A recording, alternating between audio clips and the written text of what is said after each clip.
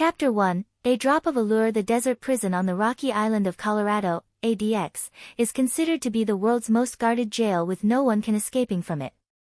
In the silence of the night, the wind mixed with dust blowing over and over again, the temperature in the desert has reached -5 degrees. No one found that through the dark moonlight, wearing a white tight, a girl deftly threw the wire up to 3.28 meters of wire, quietly go into this prison called Sin Prison. The girl named she merely 19 years old but already become the fearless gold medal assassin of the dark world. She deployed one drop of poison can destroy a whole city, she flipped the silver needles can live the dead and restored flesh and bones. She was impenetrable defense in ordinary people's eyes, however she had a little trouble in a game level. An hour later, she passed through the laser on the wall that seemed like knitted net, she finally arrived in front of unremarkable prison door. You really came to save me. The prison door opened, a young handsome man pleasantly surprised rushed out to hold her.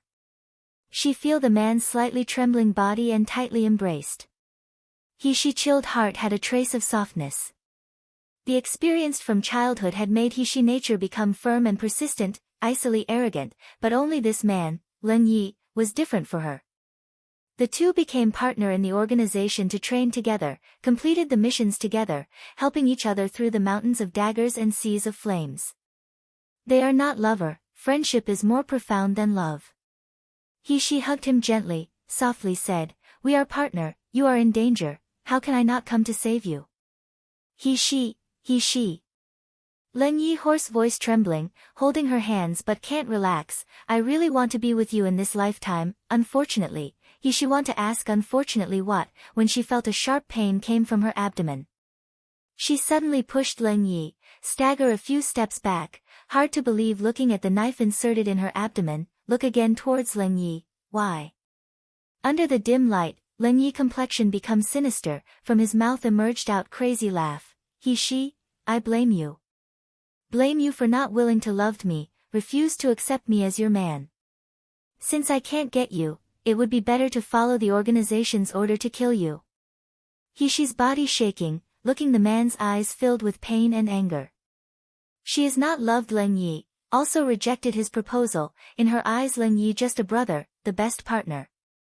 However, the two dependencies companionship are all false. Do not love, so must obliterate. And, why the organization want to get rid of her?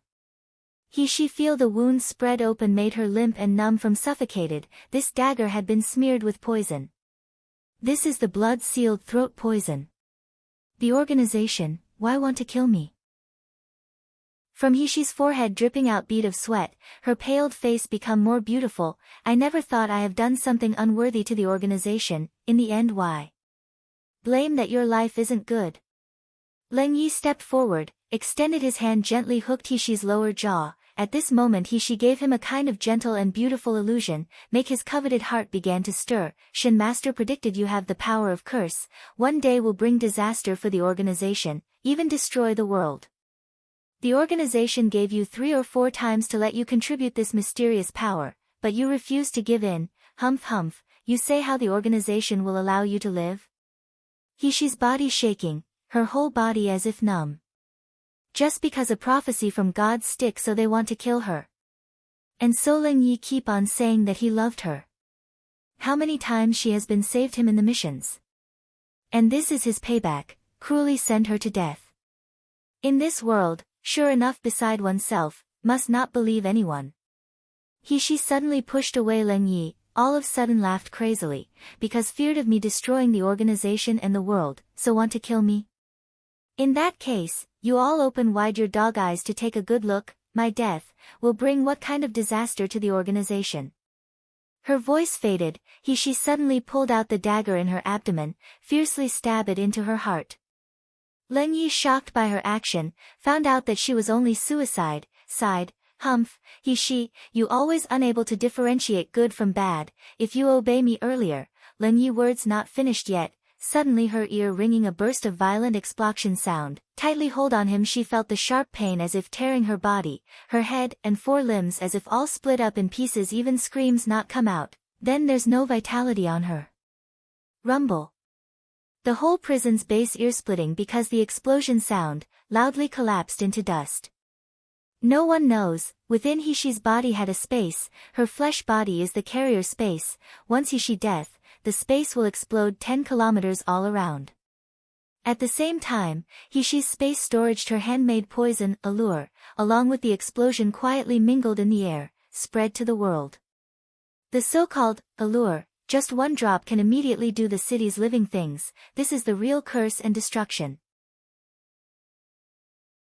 Chapter 2, The Good Quality Furnace Space Torn, Galaxy Reversal. In here are Yanjing City's the most famous and outstanding gluttonous house.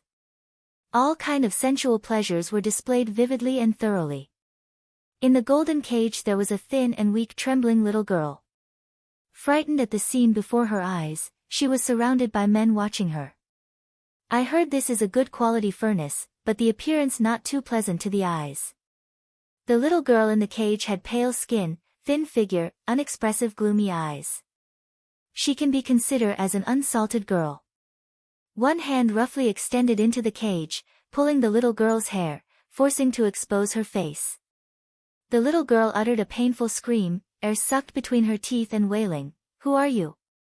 Why are you imprisoned me in the cage?" The men have heard what was said burst into loud laughter, her voice were pleasant to hear, if shouting on the bed it certainly could melted the soul. Among these people, a man with scar on his face looks ruthless and tyrannical, suddenly bent down pulled over the little girl. The man who hardly have tender feeling for the fairer sex tore up her clothes. His rough hands was ruthlessly pinched her naked, exposed tender skin. TSK, though a bit ugly, but this body actually had soft skin and tender flesh. This father like it. Another person laughed, "Old Jiang, however, in your home already had a lot of furnaces, don't rob us." That's right. The initial price is 1,000 yuan crystals, I would like to raise the bid 1,005. The little girl's eyes filled with fear. These men looking her as if they were appraising an items, their gaze and action was full of and rough. She screamed, "I am the Nalan Manor's miss, not a slave, you quickly let go of me." The men on the scene become quiet at first, immediately they burst into loud laughter. This shameless slave actually dared to say she is the Nalan Manor's Mississippi. Every daughters of Nalan doctor were elegant and dignified, also had awe-inspiring innate talent. Don't say, you lowly slave who had ugly appearance, the waist with blocked meridians, actually dare pretending to be the Nalan Manor's Mississippi, don't make me laugh. Someone pulling her hair to lifted her up, laughed while tearing her clothes, let me examine her first whether or not she was the jade annulus, then we decide her price. She could be just a broken flower withered willow. We spend money for a big price to buy her, isn't her just cheaper to the gluttonous house, broken flower, withered willow means fallen woman. Once again everyone laughing, no one questioned the man action. Gluttonous house had auctioned every stuff that everyone could thinks. However there were the premium product but actually it's just a worthless rubbles. The premium products naturally must be carefully to look after. As for the rubbles, not be able to carry out according to the auction standards. If the guest's interesting they can feel free to look at it, but if bumped into it nor broken it also have to compensate with money. Don't touch me. Don't touch me. I am really the Nalan Manor's miss. The little girl's eyes was filled with desperate tears, but no matter how much she's struggling and yelling, these beasts still going to tearing her clothes, publicly humiliate her. Her outer clothes was shredded and her skirt was pulled, revealing some of the little girl's pale skin. Her ears filled with men cruel lust demonically laughter seems like the beast's fierce fangs. The little girl's faith and self-respect totally destroyed. The golden cage imprisoned her, make her nowhere to go. Instead of being humiliated or sold as a slave, she would rather die. Dash. Suddenly the little girl hit her head on the cage iron lock. The blood splattered everywhere, the sound of iron lock clanking echoed. Chapter 3, Azura stepped out from hell. There are a split second of silence in the room, everyone was stunned by the immediate scene. Did she died? Someone opened the cage, dragged her out to probe her breath. Smelly girl, refuse a toast only to be forced to drink a forfeit, really a bad luck. One of them ruthlessly kicked the little girl's body, unhappily spit out a mouthful of saliva. What a pity, there was only this furnace today, ruined your father's good mood. Old Jiang, squatting on the ground, touched the little girl's smooth skin to measuring the smoothness, even though she can't match equally to the furnace, but this body's soft skin to be peeled off to make a human skin drum also good. His statement not yet finished, old Jiang's hand on the little girl's body suddenly froze. His pair muddy eyes came in contact with a pair pitch black like hell of phoenix eyes. She didn't die. Someone exclaimed. The next moment, everyone heard old Jiang uttered a miserable howl. Dash. My hand. Dash. It appeared old Jiang's hand that originally caressed the little girl's hand now were drooping, his elbow below was flexible as if it didn't have bones. It was actually all the bones was crushed. Everyone stiffened in the place for a moment, stunned, looking at the incomplete clothed little girl slowly stood up. Obviously just a moment ago such a weakling and crying slave was shivering in the cage, but now she is like a Jura that had stepped out from hell. Her blood on the forehead flowed down was similar to a red poppy in full bloom. Gloomy and cold energy overcast in the air, a dense of mist were diffused inside the room, as if a death god waved down the sickle, make people instinct and feared. You. Who are you? The speaking voice barely fall down when suddenly a sharp cold blade flashed through. Soon as a ka-la sounded, there was a person's neck that had been cut off, his eyes wide open, cutting off his breath. You don't come, dash. Quick, call the gluttonous house's guards. In the examination room of the auction products was in a great mess. These people run away frantically, even had forgotten that they themselves is the first-rank chi refining of the martial arts practitioner. Also had forgotten the fact that a moment ago, that slave who was timidly and trembling inside the cage was their responsibility that they bullied and humiliated. However, is there someone who can escape from the death god's sickle? No one. Everyone feel a burst of piercing cold wind swept past them, there's no enough time to react, suddenly came an intense pain in their neck, in a blink of an eyes they all lose consciousness. In 10 breaths, merely just 10 short breaths, and this room was already filled with dead peoples, a noiseless scenario. The little girl's barefooting, stepped on among one dead body, icy cold expression and gloomy eyes, whispering, still needed 1,000 of year to harm me, she has lived once again. Gluttonous house of the Yanjing city. There was a weak and pitiful slave who had been bullied and humiliated until died, once again opened her eyes, already become the gold medal assassin of the 21st century, she. The moment she crossed over she got the former's memory. The former of this body was called Nalan she, coincidentally, they have the same name. However, the former's life so much different from she. Nalan she was born in the kingdom that respected the martial force and cultivator of the Jinling kingdom. Her father is the world-famous doctor, but she is the trash with crippled spiritual root. Don't mention she had cultivation technique, she even hadn't learned any medical innate talent. Nalan she birth mother died after giving birth to her, when she was child her stepmother assigned her to the separated shabby courtyard to emerge and perish on her own. The evil slaves in the separated courtyard saw her as had no authority and power, also the trash, thus they deducted her food and clothes expenses, even often abused her, so she be inferior with the slaves. But even has been like this, people in the Nalan family never let her off. Chapter 4, Auction product naturally should be sold off. Nalan she was repeatedly hit by someone until she passed out and was sold to gluttonous house. Before losing consciousness, she vaguely heard a vicious voice, "Don't blame me, if want to blame someone then just blame yourself for being trash. You even dared to block the second Mrs. path." Nalan she's appearance was quite ordinary and she was the good-for-nothing miss who can't cultivate. She could only be bought by gluttonous house to be sold as a low-grade furnace. Before the auction she was humiliated by some vulgar and low-rank martial arts practitioners, and in the end she was unable to endure it and killed herself in the cage. When her eyes next opened, the soul that occupied this weak body was no longer Nalan he-she, rather it's the assassin that has come back from hell, he-she. She looked at the corpses on the ground, her eyes didn't reveal a trace of emotion. Any slags who dared to provoke her would be damned. She would not show any mercy. Suddenly she lifted up her head and gazed towards the back of the room. The corner of her mouth hooked into a cold smile. Immediately she turned around and walked towards the entrance door. However, after only taking 2 steps her expression suddenly changed, her beautiful phoenix eyes burst forth with a cold and blade-like aura. Damn it, dash. I've been tricked by someone, dash. She's mind was just flashing this thought, when a tumph sound could be heard, and she fainted to the ground. Dim light shined onto the examination room gate. 2 tall figures slowly walked towards the unconscious he-she.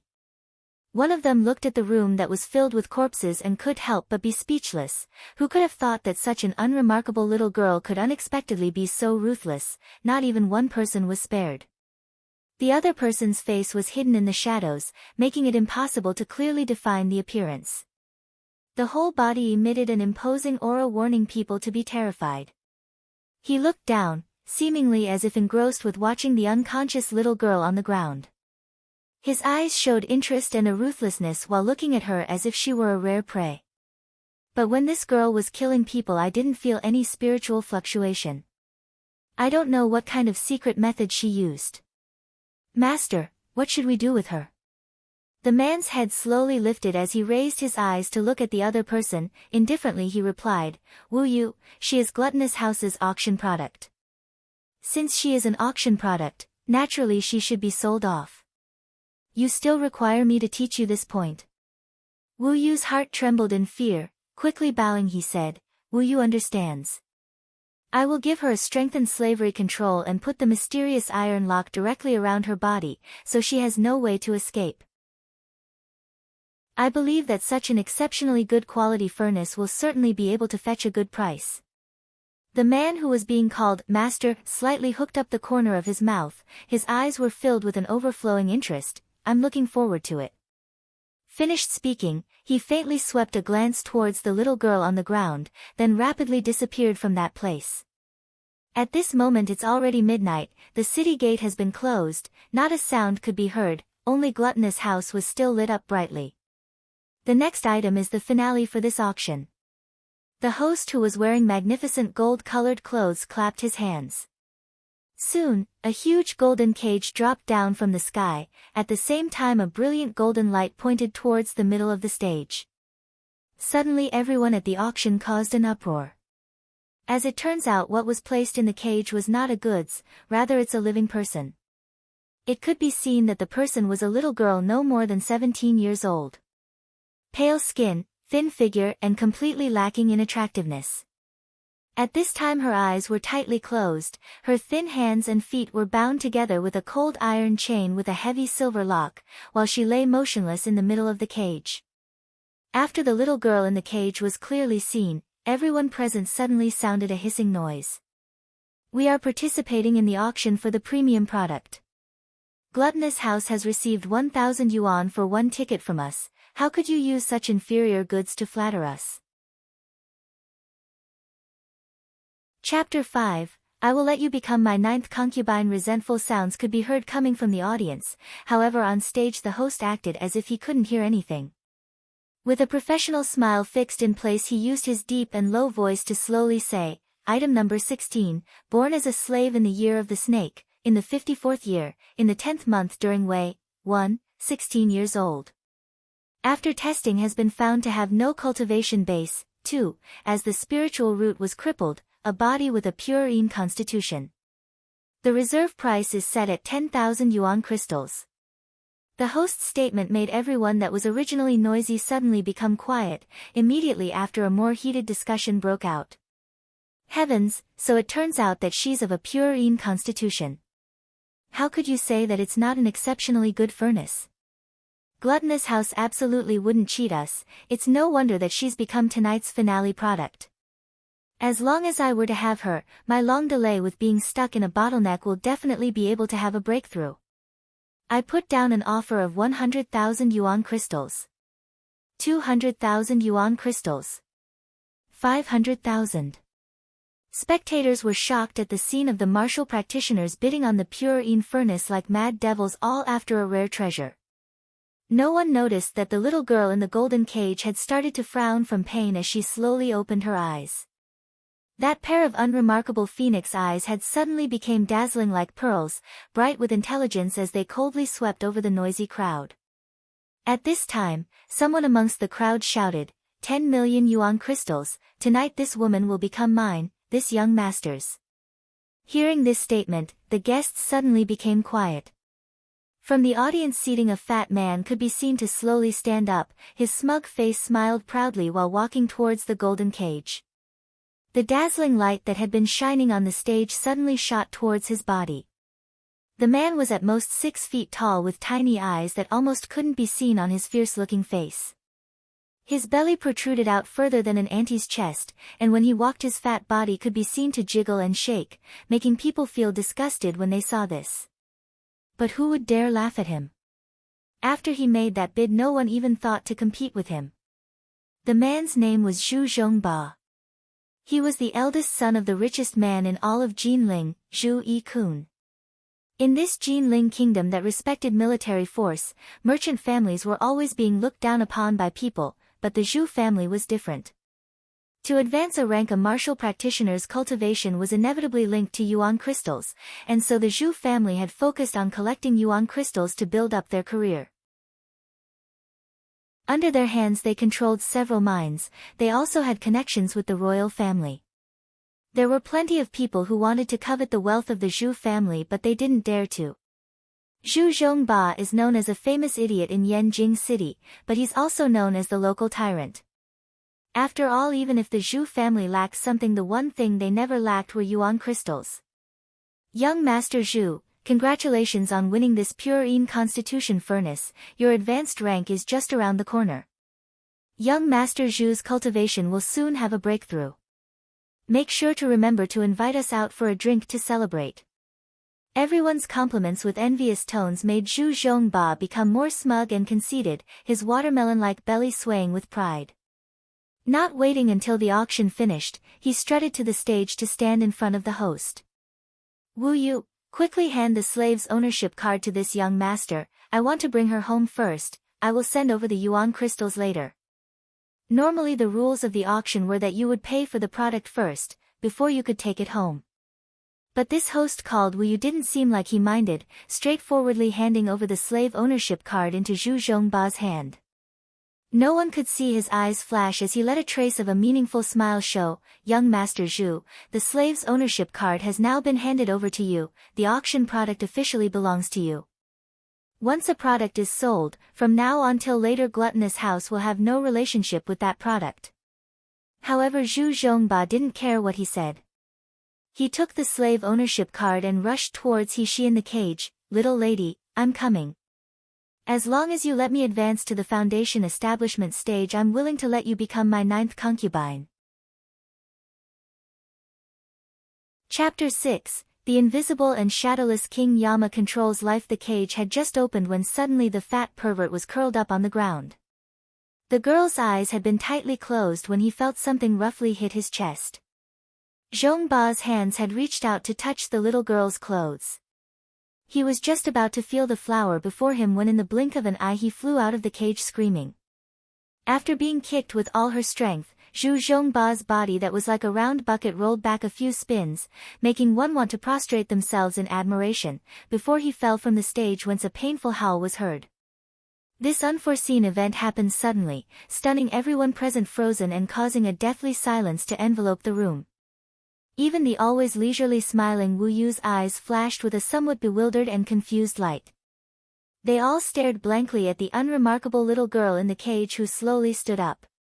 The chains that had originally bound her hands and feet were nowhere to be seen, and uninjured she exited from the cage. Her slim figure and pale complexion were unremarkable, but her pair of endlessly dark, ice-cold eyes that swept across the stage made people's souls shiver. She rubbed her wrists that had red spots left from the chain, towering over the fat man that looked like a toad lying on the ground. She sneeringly said, "You want to use this great ant for your own advantages, think again about whether you have that ability." The little girl's sharp and clear voice was pleasant to hear, just like jade pounding on a transparent glazed roof tile, making people startle awake. Heavens, how did she escape from the cage? She was bound by the casting cold iron chain, an ordinary person simply cannot break it. However, young Master Zhu's cultivation base is at the peak of the qi refining stage. How could he have gotten beaten to the ground by a slave with a crippled spiritual root? Just recently I clearly didn't felt any spiritual power coming out from her, so how can she kick young Master Zhu so hard? Shocked debates sounded one after another. Everyone's eyes that looked at the little girl stared at her like she was a monster. At this time, Zhu Zhongba's guards finally returned to their senses and hurriedly rushed to help their young master get up. Zhu Zhongba angrily shouted, "You're all a group of trash, what are you doing still standing here? Quickly catch that smelly girl for this father, I will teach her a lesson when we get back." The 4 guards rushed to surrounded the thin and weak little girl in a circle. The coming fight scene had almost no suspense, it would be easy to slaughter this slave on the stage. This scene is what everyone was predicting in their minds. Even though this odd little girl had some skill, but these guards' cultivation base were at the early stages of the foundation establishment stage. In the Mi Luo continent, martial artist ranks divided into Qi refining stage, foundation establishment stage, meridian stage, gold core stage, nascent soul stage, divine stage, void and darkness stage, overcoming tribulation stage, completeness stage.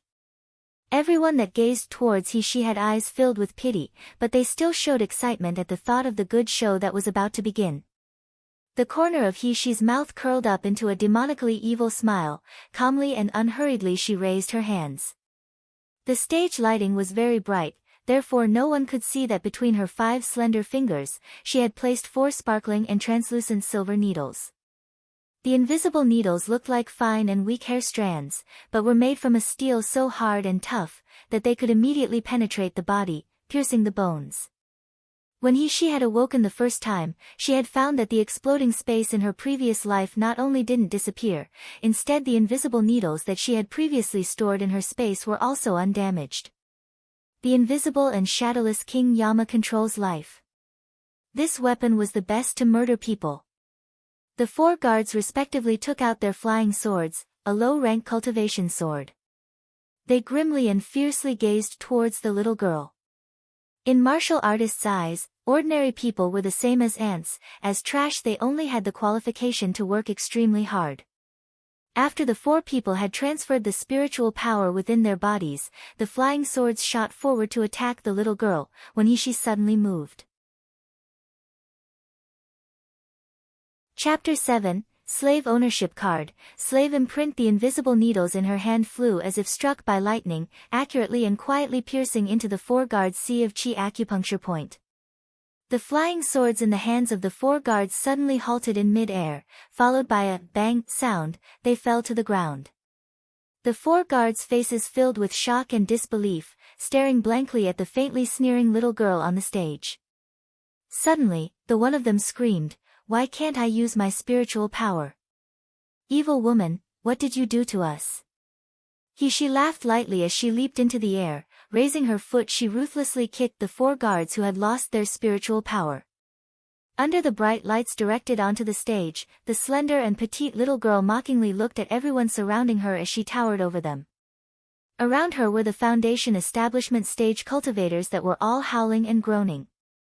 Furthermore, there was also Zhu Zhongba that had been so scared of her, he had tumbled to the ground to land hard on his buttocks.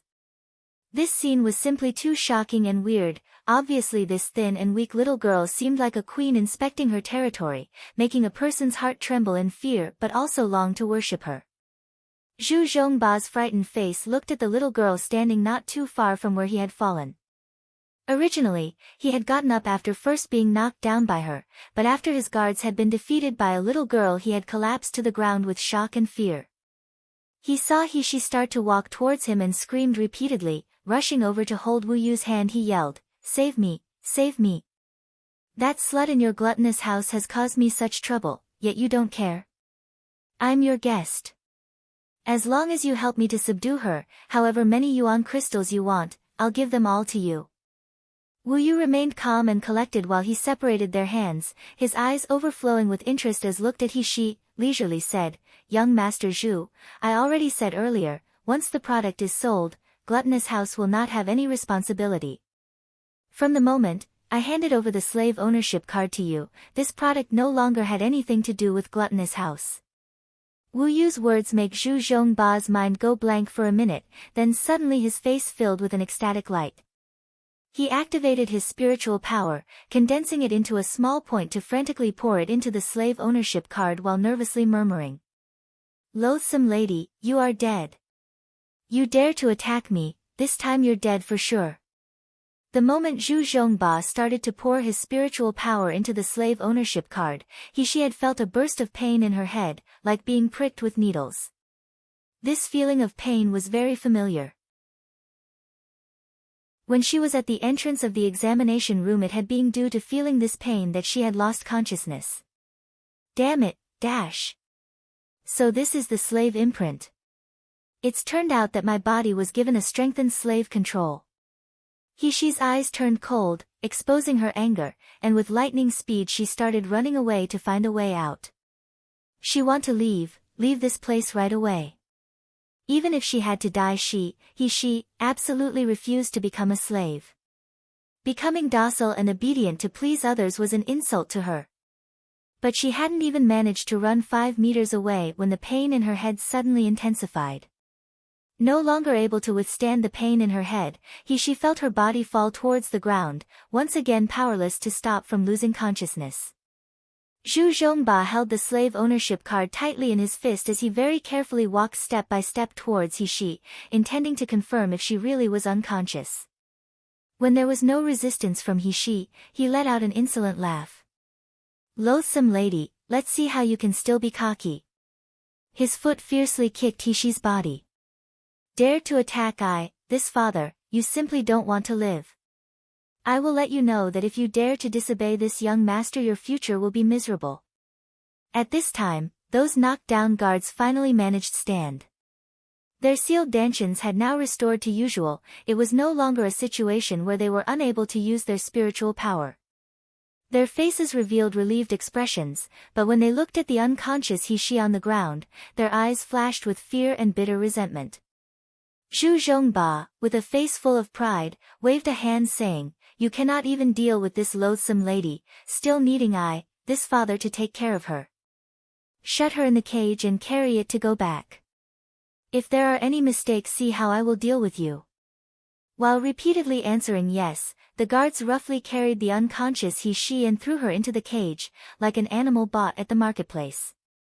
Swaying with the weight of the cage they carried, they left the stage.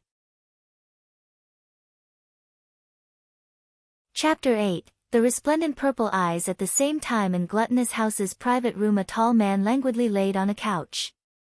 His gaze rested on the screen not far in front of him, his expression was elegant while his eyes were filled with a proud indifference. The screen displayed a clear scene of everything that was happening with the auction. There was a thin and weak little girl shut in a cage by several large men. Thick iron chains firmly bound her hands and feet. The man held a wine cup in his hand a moment before suddenly swallowing the wine in one gulp, lightly sighing, What a pity, such an interesting little thing, to have the fate of being defiled by a pig. The guard that was standing silently in the corner of the room couldn't help but quietly glance at him. This is the first time that master has shown an interest in a woman, but it's only a very small interest, nothing more. As the guard was thinking this, the man's expression suddenly changed, rising slightly to get up, his gaze fixed on the screen. It clearly displayed the imprisoned little girl's face, pale skin, thin face, young and inexperienced facial features. In a split second, that pair of tightly closed eyes opened, her eyelashes shook slightly and a coldness seemed to radiate outwards. The man's sword-like eyebrows knitted, his gaze fixed on the little girl's eyes. Black eyes with the depth of an ancient well, as if they carried long-hidden secrets, faintly shone with a purple radiance, so bright and dazzling, that in an instant they had captured his attention and made his chest feel an unfamiliar throbbing. Little thing, who are you exactly? How can there be? He spoke softly, looking at the little girl on the screen with an unbridled interest. Like a beast that had suddenly found the prey that it had been searching for, the anticipation of a future victory made his eyes shine with excitement. Immediately, the man's eyes swept over Zhu Zhongba and the guards that carried the cage. The corner of his mouth curled up into a disgusted sneer. Continuing to face the screen, he murmured faintly, "Follow them." To anyone watching it would seem as if the man staring intently at the screen was the only person in the room. Shockingly though, a deep voice responded, originating from the guard hiding his presence in the corner of the room, "Yes, Your Highness." Pausing, the voice suddenly asked, "If Zhu Zhongba uses violence, did this subordinate need to dispose of him?" "Ah." The man chuckled, his voice full of magnetism, extremely pleasant to listen to yet full of contempt. Based on a useless person like him, it would amount to himself heading down a path filled with disaster. This subordinate understands. As the room quickly returned to its previous quietness, the man slowly got up, the corner of his mouth revealed a relaxed and captivating smile. When she woke up again, she was in a bumpy carriage. She was still imprisoned inside the cage. Her entire body, hands, and feet were tied together with finger-width iron chains. Because of the placement of the cage, her visibility was limited, but she could still smell a strong odor nearby. She bit into her lower lip to make her muddled consciousness more clear-headed. The effect of the slave restriction spell was quite strong. The whole journey her consciousness wavered between sober and dazed, causing her mind to repeatedly wander, until the time she completely sobered up. Suddenly the guard's conversation reached her ears. "In the end, who is that slave? Why didn't her body show any signs of using spiritual power, but was still able to seal our cultivation base? Who cares who she is? As long as young master has the slave ownership card in his hands, just wait until we arrive at Zhu Manor. Someone will be found to carve a real slave soul seal on her. At that time the young master can use her however he wants to and it wouldn't matter." Humph. This loathsome lady is merely an ordinary person, but she dared to make us lose face in such a public place. This father, is itching to pull her skin now. Chapter 9, Slave Restriction Spell, but so. Recalling the terrible memories caused the four guards to get really angry, and when they glanced at the unconscious she in the dim corner their expressions turned extremely dark. One of them suddenly laughed demonically, saying, "There will come a day when the furnace's usefulness will be exhausted, just wait until she doesn't have any value left. Will the young master still care about her then? At that time, we can let her experience the taste of wanting to die but being unable to." The four people complacently laughed heartily at their conversation's content, the originally depressed mood swept away. She had her eyes closed to feign sleep, however behind those closed eyes flashed a trace of killing intent. Those slags, she will absolutely not let them off. She slightly moved her fingers and several invisible needles suddenly appeared in her hand. Using the guard's laughter to cover up any sound, her body issued a slight crackling noise. In a blink, she twisted and reduced the size of her wrist bones, effortlessly breaking free from the iron chains that bound her. This type of skill to reduce a bone's size, while the effect was useful, when practiced it was more of a one-time trick, as to use it she had to bear an inhumane pain. Moreover, she could only maintain it for a few short seconds, so only a monster like she could endure it. Because of the pain, her complexion became pale. She lightly placed a slim finger on a vein on her wrist. Sure enough, it's the brain domain restriction spell. The corner of she's mouth lifted into a self-confident smile.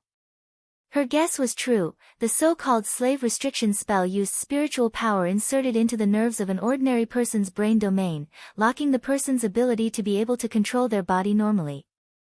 The slave ownership card was the key to activate this lock. It's the same as how Tang Seng used the band-tightening spell to control Sun Wukong. 1.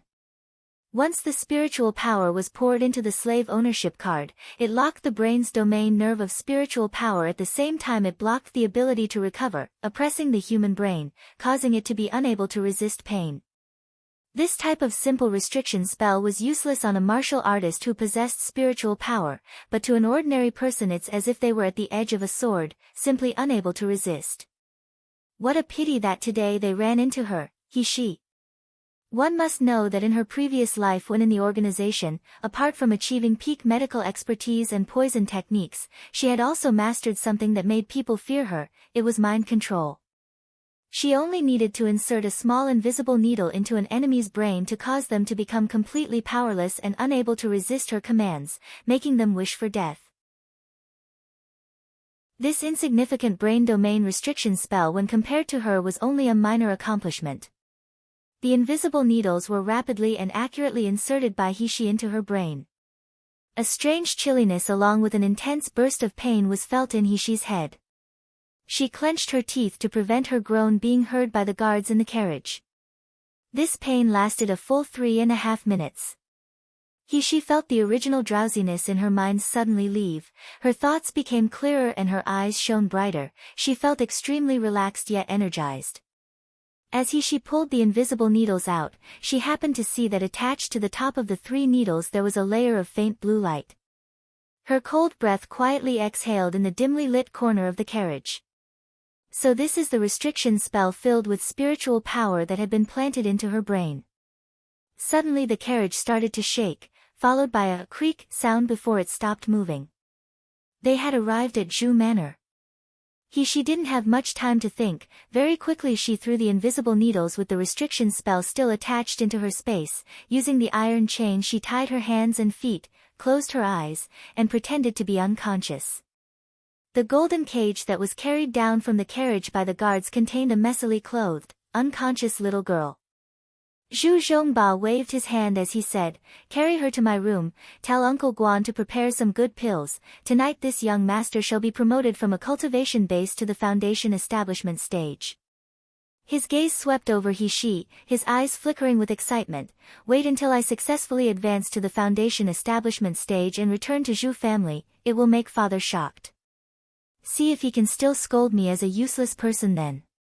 1. The Monk and Monkey King character in Journey to the West. Chapter 10, You Dead Fat Pig, just dream on for your entire life. As it turns out they weren't at the main Zhu Manor, rather it was the Zhu family's other courtyard. Here was where Zhu Zhongba's personal courtyard was located. Usually he brought women from good families that he forcefully snatched and where he lived a life of dissipation. 1. Very quickly the cage was brought to Zhu Zhongba's room. The little girl was carried out from the cage and thrown onto the soft bed. Of course her hands and feet were still tied by iron chains so there was no danger. "You all go out, no one is allowed to come in and bother me." Zhu Zhongba waited until everyone had completely left the room before a sordid smile spread across his face and he climbed onto the bed. "If it were not for you having a body of purine, how could this young master touch an ugly person like you?" There was room lit using night pearls for illumination, specks of light softly landed on the little girl's face. An oval face, long and shapely eyebrows, a beautiful small nose, exquisite red lips, long eyelashes that slightly fluttered, and a fine chest that slightly moved up and down with each breath. The dim light had weakened the little girl's pale skin and the sallow dark circles under her eyes, making her look delicate and beautiful. Unexpectedly the dimly lit room could make her look like an exceptional beauty. Zhu Zhongba swallowed the saliva pooling in his mouth, his heart wildly beat like a drum and all the blood in his body rushed forth to the lower part. "I didn't pay much attention before but she's a little beauty." With his saliva starting to pool again, his fat paws reached out to grope the little girl's chest. "Little beauty, don't worry, this young master will soon let you experience the taste of being in 7th heaven. Dash." Zhu Zhongba's hands had not yet touched the little girl's clothes when he was already flying in the air, landing heavily on the ground. This time being thrown had made him confused and dizzy, his mind was buzzing, for half a day he couldn't get up. She leisurely sat up on the bed, the thick iron chains scattered around her. Obviously the iron chains couldn't hold her. Zhu Zhongba's shaking finger pointed at her, with a trembling voice he said, "You. How can you break free from the iron chains?" She stepped forward, her face revealing a dark and cold smile. young Master Zhu really isn't clever. I broke free from the iron chains in the auction, so how could it be that I can't break free a second time? You think changing the iron chains with thicker ones can keep me chained? Don't you come near me. Zhu Zhongba used his hands and feet to crawl backwards. Suddenly he remembered something. Quickly pulling out the slave ownership card and holding it in his hand, he frantically poured his spiritual power into it. She immediately held her head. A painful expression appeared on her face as she fell back on the bed. Zhu Zhongba's heart calmed and he burst into loud laughter while struggling to get up from the ground. I advise you that it would be a smart decision to obediently listen to this young master's words. If you serve me properly, you can suffer less.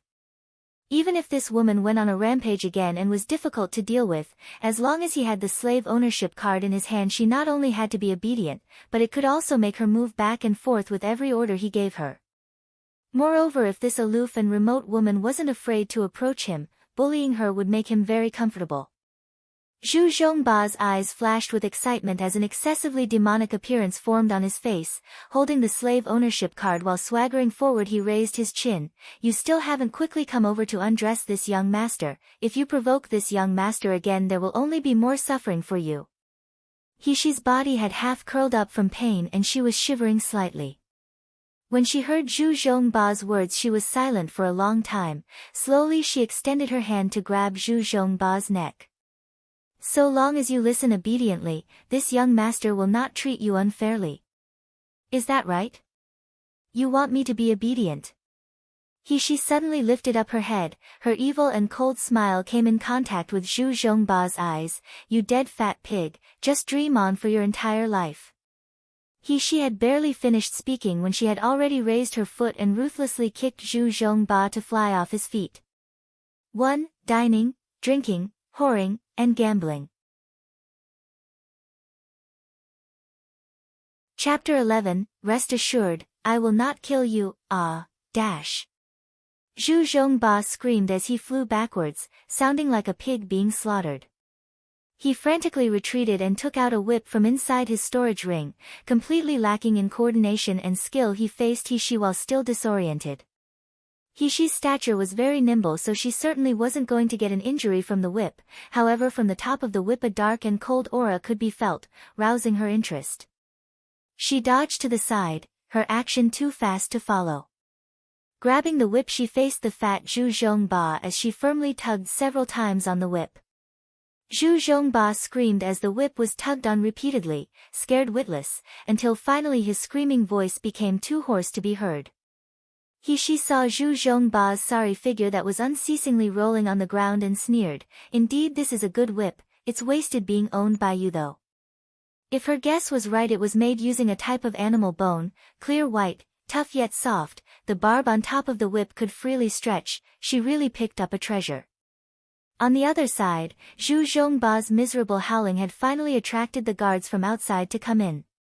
The first ones to arrive, sure enough, were those 4 Foundation Establishment stage martial artist guards. The corner of Shi's mouth raised, in her hands there were already well-prepared invisible needles. Suddenly they flew from her hands towards the guards like falling rain. My spiritual power, why can't I use my spiritual power? You evil woman, what underhanded trick did you use on us again? The martial artists from the entire courtyard had gathered here, so the invisible needles had sealed not only the 4 Foundation Establishment stage guards, but also the large party of Qi refining stage martial artists Dantian, rendering them unable to use their spiritual power. After that, Shi's hands slightly trembled and a faint fragrance permeated the air. Still feeling indignant at the injustice of losing their spiritual power, the guards suddenly felt themselves weaken. Powerlessly they collapsed to the ground. At this moment they couldn't resist, they didn't even have the ability to shout for help. She picked up the slave ownership card that had fallen to the ground and put it in her space, then lightly stepping forward, the corner of her mouth curved into a sinister and secretive smile. Zhu Zhongba's fat face looked like a pig head, swollen with purple bruises and criss-crossed with red whip marks. His eyes were extremely frightened. Young lady, brave woman, great aunt, I was wrong, please don't kill me.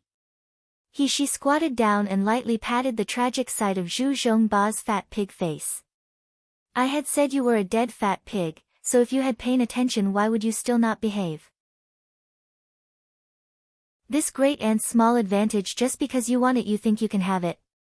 I wouldn't dare, woo woo woo, I wouldn't dare anymore.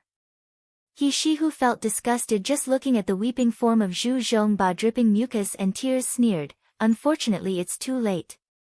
You've been provoking this great ant, and want to escape unscathed just like that? Dream on. She, sick of the weeping Zhu Zhongba, kicked him until he fainted, then proceeded to drag over those 4 guards that seemed like dead pigs. Didn't you say you wanted me to taste the experience of wanting to die but being unable to? The arrogance in the little girl's smile filled with demonic laughter, her cold eyes flashed a ruthlessness making them terrified. You. Do you know who are we? Among them one guard that appeared fierce but was actually cowardly at heart spoke, we are people from Jinling Kingdom's richest Zhu family. If you touch young Master Zhu and us, you will stand as Zhu family's enemy. Pay. You're not too difficult to deal with, you're merely an ordinary person. If we had detected it a moment ago, we wouldn't have been trapped by your evil trick. Zhu family has countless martial artists. At that time a tiny individual with no power like you wouldn't be able to step on us as you wish. You should just let us go, if not you will have to face with the rest of us. The 4 guard words were filled with threats and implications of despising an ordinary person like herself. She laughed angrily. This group of incompetent slags, apart from relying on their martial artist identities to bully others, what else can they do?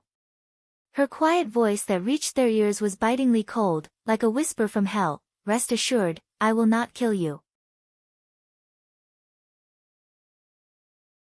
Chapter 12, Kindness will be repaid, wrongs must be avenged. Having heard what she said made the 4 guards relax, they looked at she's eyes with extreme disdain. Humph. You know your worth, it's good that you know you don't have the qualifications to against the Zhu family. Release us immediately, perhaps our master and his family will let you off.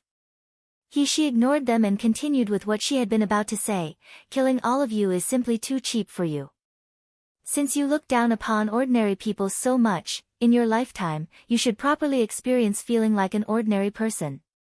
Finished speaking, the invisible needles in her hands suddenly flew.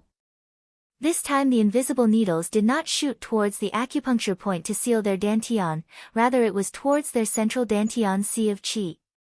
Their ears seemed to hear a soft, qi sound, the next moment intense spiritual energy flashed throughout the air. Ah ah ah ah. Mournful sounds were suddenly heard. Like the wailing of ghosts and the howling of wolves, the screams resonated through the sky. The bodies of the 4 guards suddenly felt as though they had been broken, their spiritual power was unable to be stored anymore. Throughout the 4 limbs of their body and bones, every inch of their meridians and flesh no longer carried any spiritual power.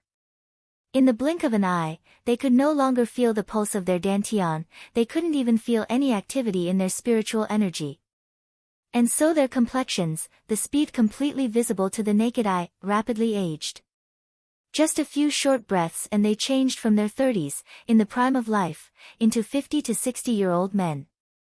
Having their dantian broken caused the spiritual energy to dissipate, their cultivation base disappeared in a flash. A person's dantian was hidden in the body, their spiritual power was like a shelter for it. Being able to destroy a person's dantian, for that to happen is very near impossible. However, with she relying on her formidable needle technique and her understanding of the human body structure, she can easily accomplish it. From now until forever, these 4 guards would no longer be able to cultivate, unable to advance their cultivation stage. They will become the most despised, an ordinary person, a group of incompetent old men. On the side there were guards with cultivation bases at the chi refining stage, watching and scared, as quiet as a cicada in winter, their entire bodies trembling. She glanced at them and faintly said, with a debt of gratitude, I have always used kindness to repay kindness, but enemies will be repaid with revenge. They messed with me, so this is their fate. You and I do not to have grievances or any hatred, naturally I will not make a move on all of you. When this was heard, everyone immediately exhaled a long breath, their heart relaxed. The next minute each and every one of them began to close their eyes and pretend to sleep. Even when she started dragging out Zhu Zhongba and those 4 guards, they also pretended not to see anything. This must be a joke. If the master of the Zhu family were to punish them, that is a small matter. If they provoked this great ant, they would end up with a crippled cultivation base, then in this lifetime they can consider to be finished.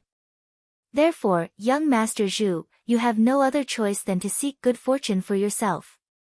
At this time, the young Master Zhu that was being pitied by everyone looked like a dead pig as he was dragged to the courtyard of Welcoming Hall. When she tied him to a pillar, the swollen pig-headed face of young Master Zhu slowly started to awaken. You! What are you doing? Zhu Zhongba's eyes opened wide, his entire body was in pain, like someone had separated his muscles from the bones. But he was unable to do anything because suddenly, before his eyes, She's demonic smile once again appeared on her face. This type of psychological attack caused his mind to shut down, breaking his spirit. Not waiting for Zhu Zhongba to speak, she took out 3 invisible needles. With a flick of her hand she threw them at Zhu Zhongba's body. Zhu Zhongba could feel the meridians in his body become sluggish, his dantian felt like it was sealed, no longer was he able to use spiritual power. Of course, this kind of sealing the meridians and dantian was different to becoming permanently crippled, it was merely causing the cultivation base to be sealed for a short time. This time she had used 3 invisible needles, so that the Zhu Zhongba that had a cultivation base on the qi refining stage, for a short time he couldn't use spiritual power internally. Immediately after that she took out several needles attached with the slave restriction spell, ruthlessly inserting them into Zhu Zhongba's brain. The invisible needles instantly disappeared in his huge head. She placed her hand on the vein on Zhu Zhongba's wrist, confirming that the invisible needles and slave restriction spell were already in his internal brain, forming the brain domain restriction spell. Only then was she satisfied and released her hand. Chapter 13, Red Fruit of a Fat Pig. Zhu Zhongba started screaming, his face terrified. You evil woman, what did you do to me? Why can't I use my spiritual power? For a cultivator, for the cultivation base to become crippled, it's the same as becoming an ordinary person. Compared to death, it's a terrible torture. She ignored him, rather, she took out a dagger and with a few quick swipes, cut his clothes into pieces. The courtyard gate had somehow opened without anyone noticing, allowing a cold wind to blow in. Zhu Zhongba's clothes fluttered in the breeze, slowly falling to the ground, leaving only worn-out, raggedy pants to still hang on his body, making him want to cover it but he couldn't. Tsk tisk. She shook her head and sighed, I thought the clothes you were wearing were ugly enough, I didn't expect that when I removed your clothes you would be so ugly to the point of blinding people's eyes. To say you are fat pig, it's simply insulting to an actual pig.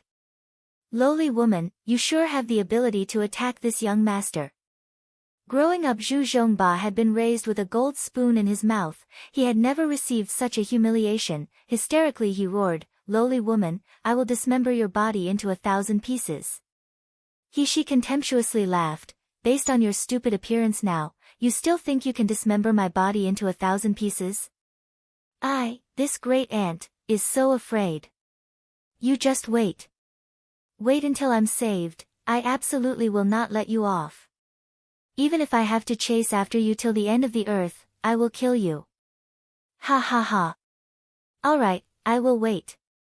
She laughed, just so you know, you don't need to chase after me till the end of the earth. I can tell you now, my name is Nailan Fei Shui, Nailan Manor's second miss, the genius Dr. Nailan Zhengzai's daughter, you can just come and find me to settle this account. Nailan Fei Shui. Zhu Zhongba gnashed his teeth while loudly repeating this name, his eyes flashing red with thoughts of wanting to bite and crush her to death. I certainly will not let you off. She ignored his roaring, following suit with what she had done to Zhu Zhongba. She stripped the 4 guards' clothes and tied them one by one to the pillar in the middle of the hall. For the items on Zhu Zhongba and the bodies of the 4 guards, including the precious storage ring on Zhu Zhongba's hand, she kindly accepted it all out of the goodness in her heart. Bang, dash. With a loud echoing crash, she completely destroyed the courtyard's main gate, causing the scene in the hall to be plainly visible to people walking past. Every person in the courtyard was then hit by her, resulting with at least one day and one night that they couldn't even crawl to get up. To be believed that when tomorrow morning arrived, when the first strands of the sun's rays shined in here, there will certainly be many people who will see the world's best scene inside this house. Facing the pale silver moonlight, she spun around and rushed back to Zhu Zhongba in the middle of the hall, wearing a brilliant grin. You can show your ugly body in front of people, but Your Honor, don't forget to thank me later. Remember, my name is Nalan Fei Shui. Turning around, the smile on Shi's face changed, twisting into something sinisterly dark and cold. Nalan's second miss, Nalan Fei Shui. Since you think Nalan Shi blocked your path, if I didn't do something and just ignored your actions, wouldn't that be too sad for you? No one should scheme against her, she, after this if they couldn't afford to pay the bitter price, like in her previous life. Now she was also holding this body's original, Nalan Shi's, portion of karma. The quickly departing she didn't know that after she left, about an incense stick worth of time, a shadow sprang from the courtyard, quickly rushing to the luxurious official residence nearby, next to Yanjing Imperial Palace. In the silence of the night, a man's laughter without restraint was suddenly heard from inside the official residence building. The man's laughter was deep and low. It resounded loudly, similar to a cello string being plucked, with layers of hidden depth that teased a person's heart. His laughter at this moment was filled with overflowing interest, really only grows more and more interesting. This king is impatient and wants to immediately meet her. The information that I asked you to investigate, have you received it yet? The information has just arrived, master, please have a look. The man took the offered jade slip, with eyes full of curiosity, his expression slowly changing as he absorbed the information it stored. 1. Jade slip, Yujian, a long, narrow strip of jade used as a magical item. A cultivator can magically store information inside it, and other cultivators can then use that jade slip to directly transmit the stored information into their minds. Based on the bamboo slips used in ancient China. Source from Immortal Mountain. WordPress. Com. Chapter 14, Abandoned Master and Wicked Slaves. Below the deserted Song Mountain, outside of Yanjing City, there is a small shabby courtyard. This was where Yanjing's famous doctor, Nalan Zhang's concubine-born third daughter lived. It was unknown to most that Nalan Shi lived here. Song Mountain was located in a desolate area, where spiritual energy was thin. Birds and beasts rarely roamed in this area, also spiritual herbs and spiritual trees were unable to grow. Even ordinary fruits and crops were unable to survive in this environment. At this point the time had passed Mao, 1. The mountain wind blew frequently into the courtyard, bringing waves of gloomy chilliness.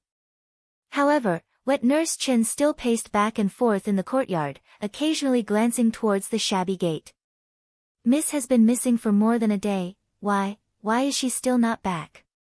Her gaze turned to the brightly lit main room, she couldn't help but finally walk over. The door opened a crack. From inside a strong aroma of wine wafted out, accompanied by loud shouting and laughing. It had already passed midnight and reached early morning. However, in the main room a group of slave servants were still joyfully gambling and drinking. Wet Nurse Chen carefully entered, panic written all over her face.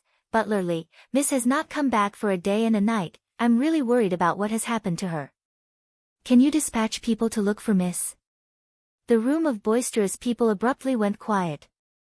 I had been asking why my luck is so poor today, it turns out there's this bearer of ill luck come to touch my brows. Butlerly, who was sitting at the gambling table, fiercely kicked the stool beside him. An ominous glint flashed across his face. Your family Miss not coming back doesn't concern us, maybe she has run away with a man. The people in the room burst into raucous laughter, with someone agreeing, I heard her mother seduced Dr. Nalan. She had such a thick face to become a concubine, as expected of such a mother to certainly have such a daughter. Her mother's like A, so her daughter would of course also act like her, right? You. Don't you dare talk rubbish. Wet Nurse Chen's face turned very red, her turbid eyes protruding in anger. I forbid you from slandering Madam and Miss. Ha ha ha, she's nothing more than lowly trash, she didn't even have the talent to cultivate. That she still dared to claim the title of a Miss, don't make an exhibition of yourself for a disgrace. That's right, if it were not for Dr. Nayland being so charitable and having such a benevolent heart, how would he allow her to live here, even assigning so many people to serve her? Bah! I don't know where this illegitimate child came from, that's such useless trash, but the only choice left for her is to die.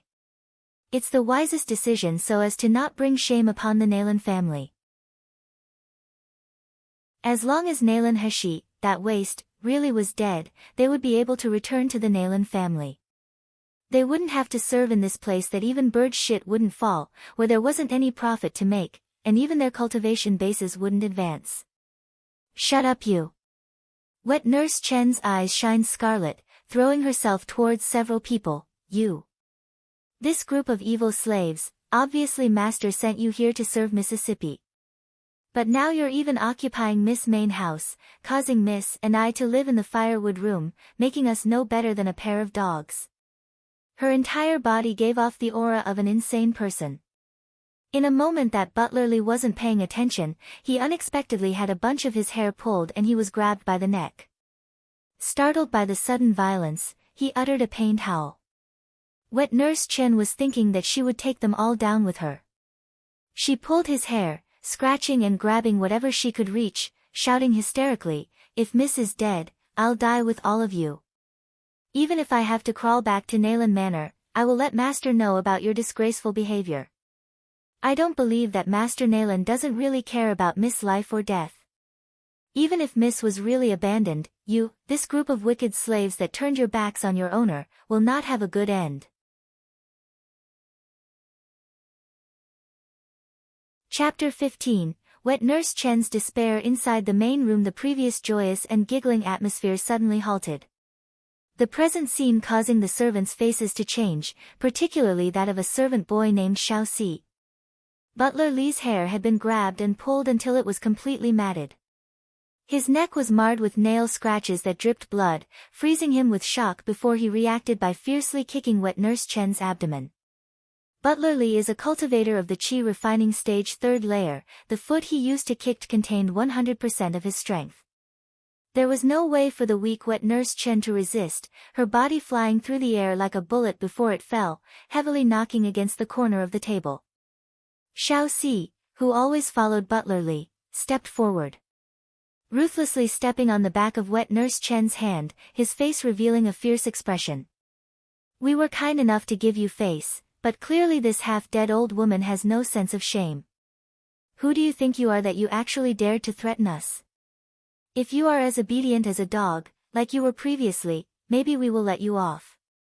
But now that your Miss isn't here, you actually dared to be so brazen. Don't blame us then for being so merciless." Wet Nurse Chen raised her head as she endured the pain throughout her body, looking at the people surrounding her. Their eyes flickered fiercely with an ominous glint. Not one of them was surprised that the Miss was missing. It actually seemed as if they were rejoicing at other people's misfortune, each showing an expression filled with evil intentions. These people must know the whereabouts of Miss, it seems like they're the ones who harmed Miss. Wet Nurse Chen's heart started to sink, and with difficulty she struggled to get up. Facing them heavily in a kowtow, "I beg you, tell me where Miss went. If you want me to compensate with this old life, I'm willing to do that. I'll work extremely hard for you in the future, so please, tell me where Miss is." Ha ha ha ha, the servants encircling Wet Nurse Chen burst out in malicious laughter. Butler Lee laughed evilly, suddenly grabbing all the pai gao, on the table. He tossed them in front of Wet Nurse Chen. "If you swallow all of these, I'll tell you where your Miss is." Wet Nurse Chen's complexion paled to a deathly white. There were several dozen tiles before her, she was simply unable to swallow them all. You group of beastly slags." Before she could even finish speaking, someone behind her ruthlessly kicked her, forcing her face to be knocked into the pile of tiles in front of her. "Butler Lee told you to eat it, are you deaf?" Xiaoxi fiercely stepped on her face with his foot, while someone else held up half of the palm-sized tiles, and stuffed them in her mouth. The room filled with the sound of sinister laughter. Woo woo woo, dash, wet Nurse Chin violently struggled, desperately shouting, You group of evil slaves, I will. Woo woo. Will tell master, you killed Miss. Woo woo. This will not end well for you all. Standing in front of wet Nurse Chen, enjoying the view, was Butler Li and his confidant, Xiaoxi. Glancing at each other, their eyes flashed with an ominous glint. None of the servants knew Naylan Heshi's whereabouts. They only knew someone in the Naylan family thought her unpleasant to the eyes, and that they wanted to teach her a lesson. But these two, only the two of them knew, that the trash that was Naylan Heshi would never come back. That person had promised that as long as they helped manage this matter well, making Naylan Heshi disappear secretly, that they will be allowed to be transferred back to the Naylan Manor. There they would be provided with generous cultivation resources. It seemed that this obscure old woman wouldn't remain quiet.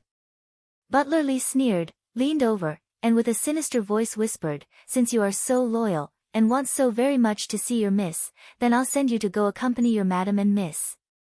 When you arrive in the underworld, you have to remember my achievements and meritorious behavior. Finished speaking, he slowly raised his head. Suddenly dropping it, he hit the top of Wet Nurse Chen's head hard. Wet Nurse Chen's desperation-filled eyes closed, her heart full of hate and hopelessness. She was powerless to do anything. 1. Dominoes used for gambling.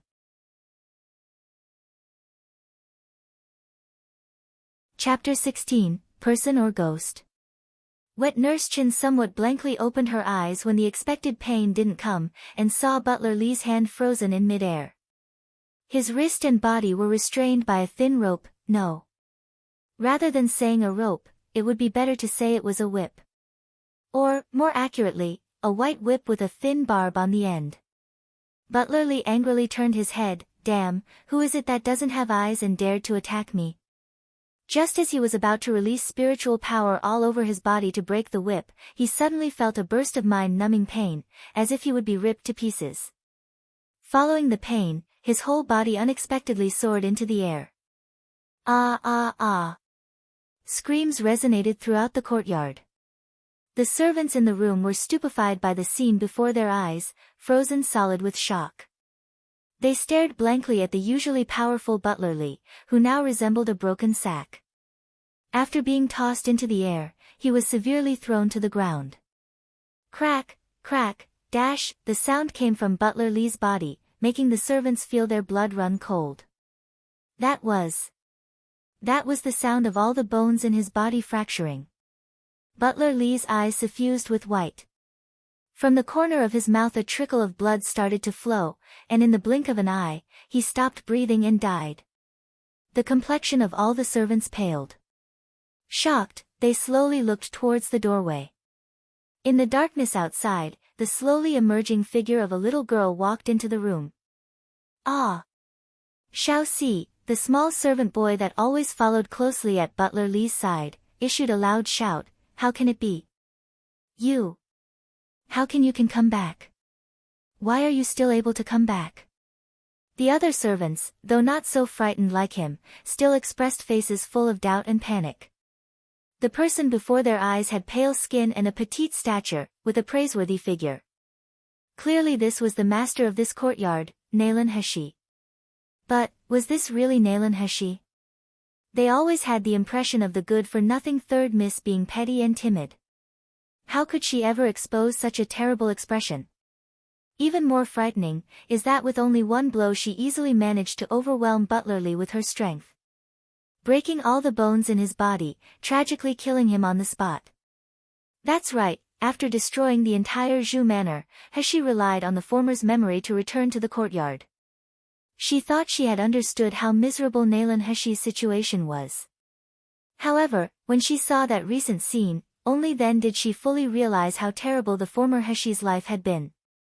Naylan Heshi, along with the only one who had always cared about her, Wet Nurse Chen, had lived a life that was lower than a dog's. The miss had been driven away to the firewood room, while this group of evil slaves occupied the main house. Nalan Manor would also regularly send food and drink over, but that was completely stolen by the evil slaves who divided it amongst themselves, leaving only the leftovers for Nalan Heshi and Wet Nurse Chen, which wasn't nearly enough to fill their stomachs. Even more unimaginable is that when their miss disappeared, this group of evil slaves didn't even worry. Instead, they wanted to kill Wet Nurse Chen, who had always been by her side. Although sympathetic with Nalan Heshi's bitter experiences, she knew that people who didn't have the innate talent to cultivate in this world would not find it easy to survive. Heshi couldn't help but sigh. As a miss from a prosperous family, the former Nalan Heshi's days really were that of living like a dog. Step by step, Heshi slowly entered the main room. For every step she took, the servants would retreat a step, trembling with fear. Xiao Si, who collaborated with Butler Li, was so scared that his entire body was shaking. "You? Who are you?" His hurried retreat backwards caused him to stumble and fall to the ground, but still he desperately tried to crawl away. You're a ghost, right? You're the third Miss Ghost who's come for vengeance, right?" No, dash. No, dash. Don't blame me, that matter was not my doing. I merely obeyed Butler Zhang's order. If you want to find someone to blame, just go find second Miss and Butler Zhang. This matter and I do not have any relation.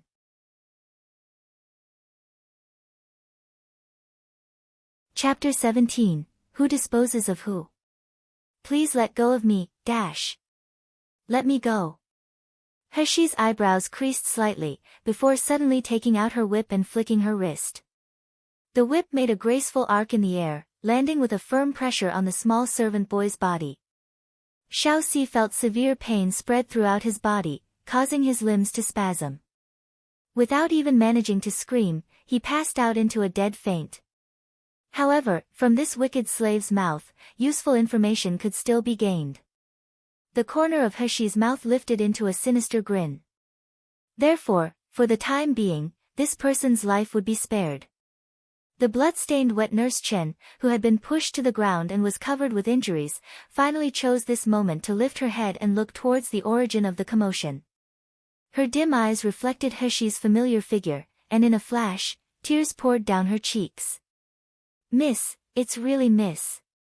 I knew you wouldn't die, I knew. Madam would protect you." Heshi looked at Wet Nurse Chen still collapsed on the ground.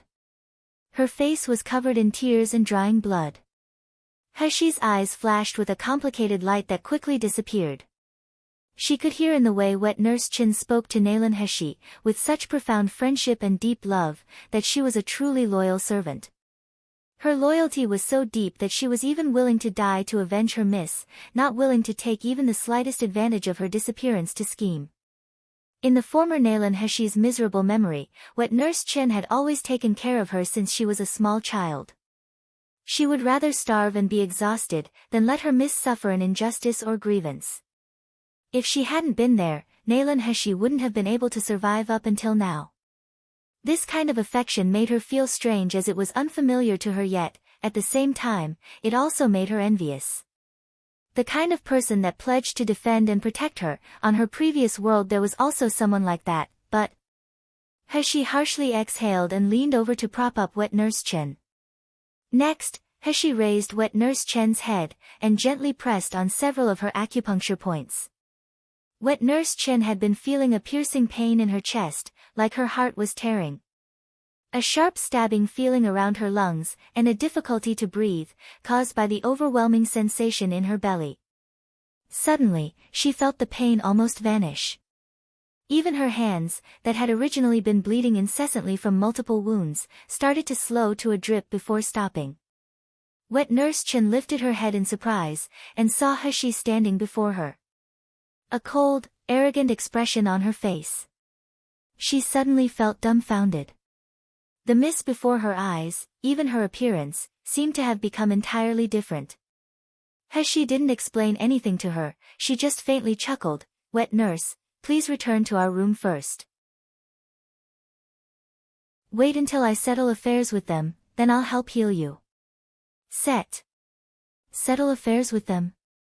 Wet Nurse Chen's eyes opened wide, exclaiming, me. Miss, a few of them have cultivation bases at the qi refining stage, how could you be their opponent? Wet Nurse Chen's surprised cry suddenly made the surrounding people startle into action. Zhang San, who was amongst the remaining people, had the highest cultivation base. In recent years he had reached the peak of the qi refining stage second layer. His intelligent pair of eyes could clearly see that, sure enough, He was still trash that completely lacked spiritual power and a cultivation base. With this knowledge, Zhang San could feel his previous shock turn to rage. That they, cultivators of the qi refining stage, could actually be frightened until they spilt their guts. And by an ordinary person and trash that was unable to cultivate, to speak of it, it was so shameful that they wanted to die. As for how Butler Li could be killed, it was certainly because he was attacked at a time he was unguarded.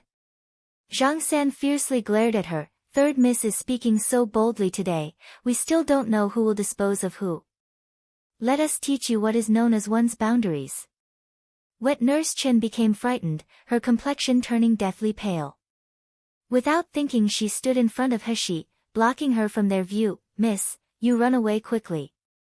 This wet nurse will stop them, you immediately go back to Nayland Manor and beg Master for help. He stared, stunned, at Wet Nurse Chen's unflinching figure before her eyes.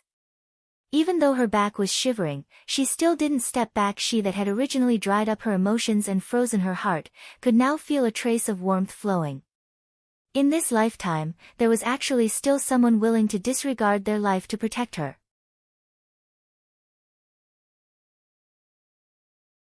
Chapter 18, The Shame of Nayland Manor. He placed a hand on Wet Nurse Chen's thin shoulder, her voice holding a rare trace of gentleness. Wet Nurse, don't be afraid, I can easily find methods to deal with them. Finished speaking, her cold gaze glared like a tiger watching her prey.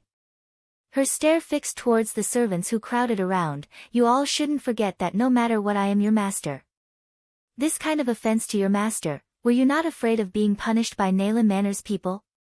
Ha ha ha ha, the servants in the room all raised their heads and laughed loudly, their faces exuberant with their ridicule and gloating. Nayland Manor?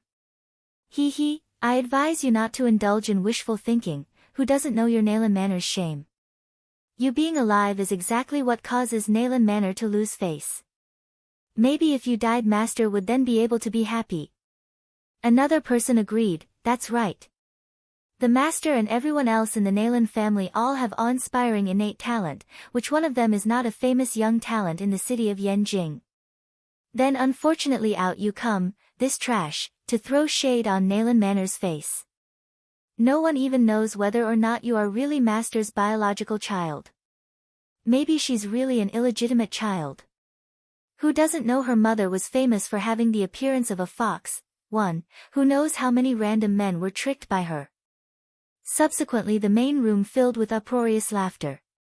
Wet Nurse Chen was so angry that her entire body shook, resisting the urge to rush up and drag out these wicked servants that produced such evil tongues with all her might. However, He didn't get angry in the slightest. Restraining Wet Nurse Chen, she faintly swept her eyes over several people. Oh, so that's to say that me secretly being sold off, the idea came from Nayland Manor? In the depth of Nayland He's memory, there was a strong yearning hidden. A yearning for recognition from Nayland Manor paired with a child's admiration towards Nayland Zhengze. Even throughout her childhood, though she was often bullied by Nayland Feishue, there was not even the slightest hint of hatred. Instead, she regarded her as a sister. Such a kind-hearted, weak little girl. Even if Nayland Manor had abandoned her, she could still tolerate it. Zhang San coldly snorted, disdain written across his face. If we received the order to directly kill you, there would of course be no harm in doing so. It's simply the goodness in our hearts that allowed you to find a way to survive. Moreover, for useless trash like you, being sold as a slave is already the best ending.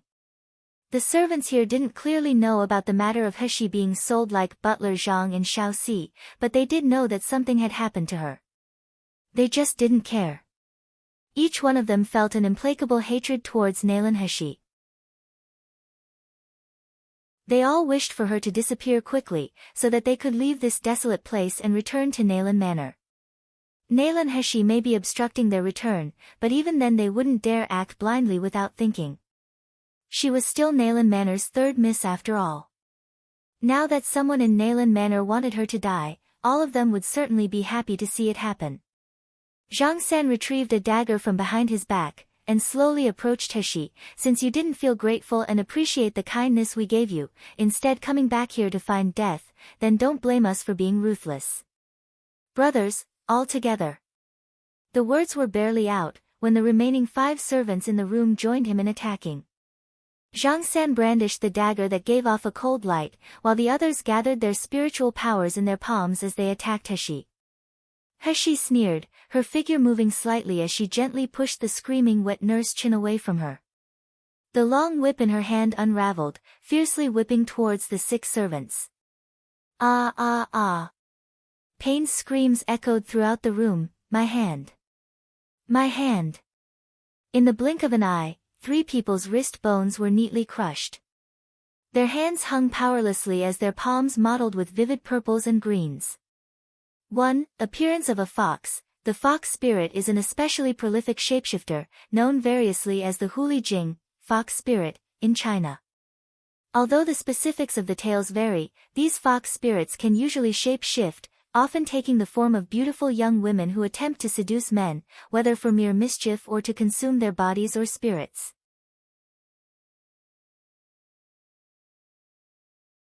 Chapter 19, Let You Off.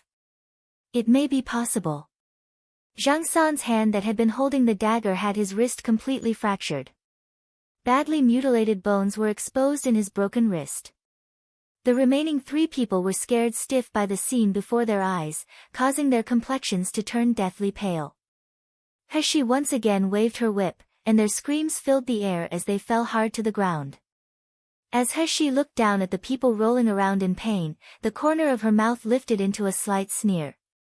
Based on these people's 3-legged cats, 1, skills, they can in no way be compared with Zhu Zhongba's guards. She didn't even need to use her invisible needles. Didn't you all say that you wanted to properly teach me? She raised the whip, lightly slapping it to the ground, causing sparks to fly everywhere. Didn't you all say that since I'm an illegitimate child, I'm courting death? Now that you've already spoken, in the end, who is courting death? Heshi's whip slashed at Zhang San's body, causing him let out a sorrowful scream. This kind of good-for-nothing trash, you dared to be so arrogant to your master? In the end, who gave you a dog's courage? As if watching a group of dying ants, Heshi looked down at them with disdain. A faint purple light flickered in her cold black eyes, making them seem brighter. The 6 people on the ground trembled, so terrified that they didn't even dare scream. Zhang San first recovered. With difficulty he used his uninjured hand to support himself on the ground. Climbing to his knees, his sorry figure crawled to Heshi's feet. Miss, we know we've been wrong. I beg you to have mercy on us. Miss, we received Butler Li's order, only then would we dare to attack you. But the matter of selling you, we really only just heard about it then. We were completely unaware. You're known to be generous, I beg you to spare us. Right. Right. Everything was Butler Li and his nephew, Li Si's doing. Miss, we're all innocent. Heshi smiled with cold amusement while watching their performance. Allowing them to kowtow for a while, only then did she lazily say, for me to let you off may be possible. However, how do I know you will not turn your heads again, and frame me in the future? Maybe you'll try to sell me again. Zhang San stared blankly, before quickly raising his uninjured left hand. Pointing to heaven to make an oath, I, Zhang San, willingly swear that from now on till afterwards to follow Mississippi. I will work extremely hard to serve Miss, never betraying her. If I were to ever disobey, let me be struck by heaven's thunder. The other 5 people naturally followed Zhang San's lead. Enduring their pain, they crawled towards Heshi. Striving to be the first, and fearing to be the last to swear. Wet Nurse Chen was stunned by the show before her eyes. She didn't expect her miss to be so ferocious after merely disappearing for a day. In her hands, the 6 cultivators of the chi refining stage didn't have any ability to resist. However, even after hearing the 6 people's oath, she still felt worried. No one knew more clearly than her these servants' viciousness. How could it be possible for them to sincerely vow loyalty and devotion to Mississippi? Miss' natural disposition was kind-heartedness, but by all means she wouldn't believe them. Wet Nurse Chin anxiously wanted to warn her, however, as she had already leisurely sneered, "All right, since you are so sincere, I'll give you a chance to turn over a new leaf." The 6 people heard what was said and immediately became ecstatic. Although when they lowered their eyes, a thread of ruthlessness swept past. Humph, loathsome lady, actually daring to punish them. Wait until they went to Nayland Manor to seek help, see if she could still be so cocky then. At that time, this loathsome girl must properly experience suffering. Every inch of the bones in her body would be broken, her hands and feet completely crippled. Have a taste of living while wanting to die. Miss, you can't believe them. Wet Nurse Chin exclaimed. 1. Three-legged cat, Sanjiameo. Three-legged cat is equivalent to Jack of all trades and master of none, in English. At first the word referred to a three-legged cat which was mistaken by people for a flying bear. Later the word indicated the cats which were skillful in hunting but had difficulty in walking. Gradually the word changed to mean being unprofessional when doing things.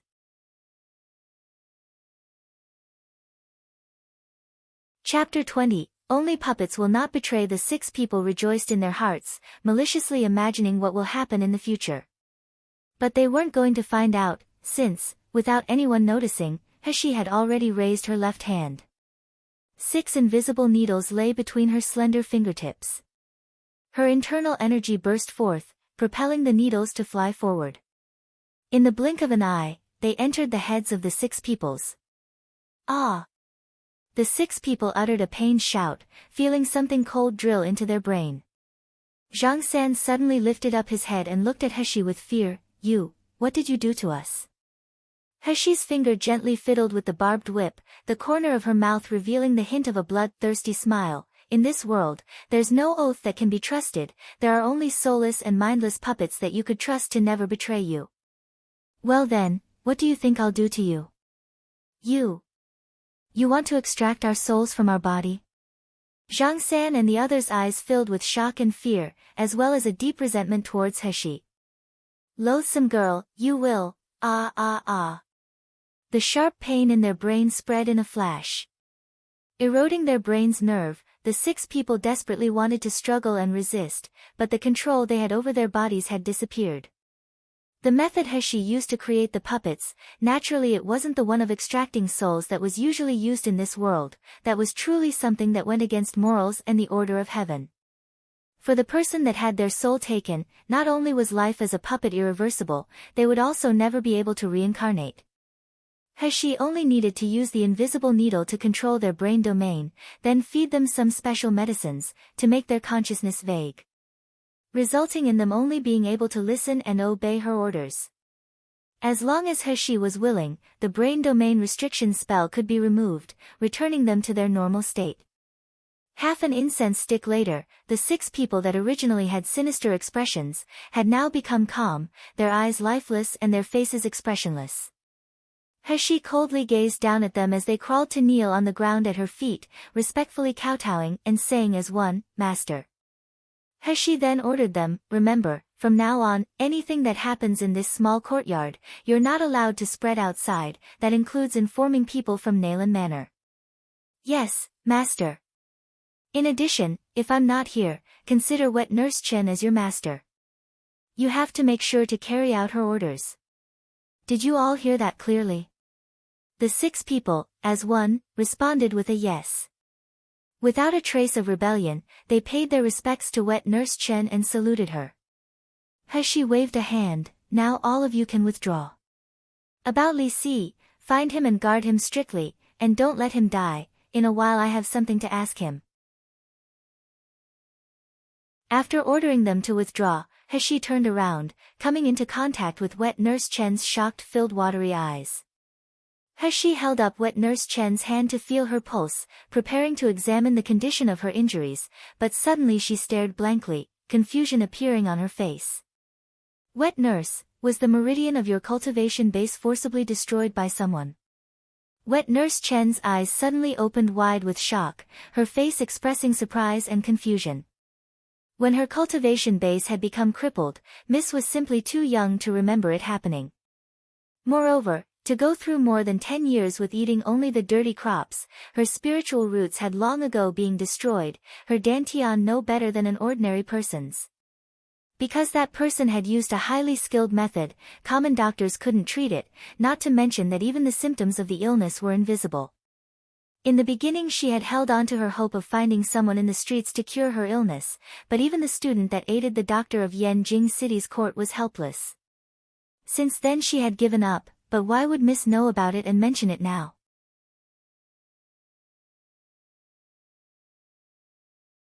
Chapter 21, Bloom with a shining light. When Wet Nurse Chin recalls Heshi's behavior recently, she couldn't help but be shocked yet happy. Tears emerged from the corners of her eyes. Miss, can you cultivate now? In the end, where you go these 2 days? Did you suffer a lot of hardships? Wet Nurse Chen's reaction made Heshi somewhat startled. Thinking of her sudden changes, would they make Wet Nurse Chen regard her as a strange person? Her expression slightly gentled, she considered for a moment what she could say about her past 2 days' experience. Wet Nurse, you just need to remember, the previous Nalan Heshi has died. From now on, I'm not the trash that was always bullied and humiliated anymore. Anyone who dares to bully us, I will not let them off, even people from Nalan Manor. Although she didn't know if she was able to cultivate or not, but she, Heshi, will not undervalue herself. She would never willingly be useless trash. If she didn't have any qualifications to cultivate, she will find other ways to become strong. This old servant really is useless, to actually let Miss suffer. Wet Nurse Chen's tears poured down her cheeks.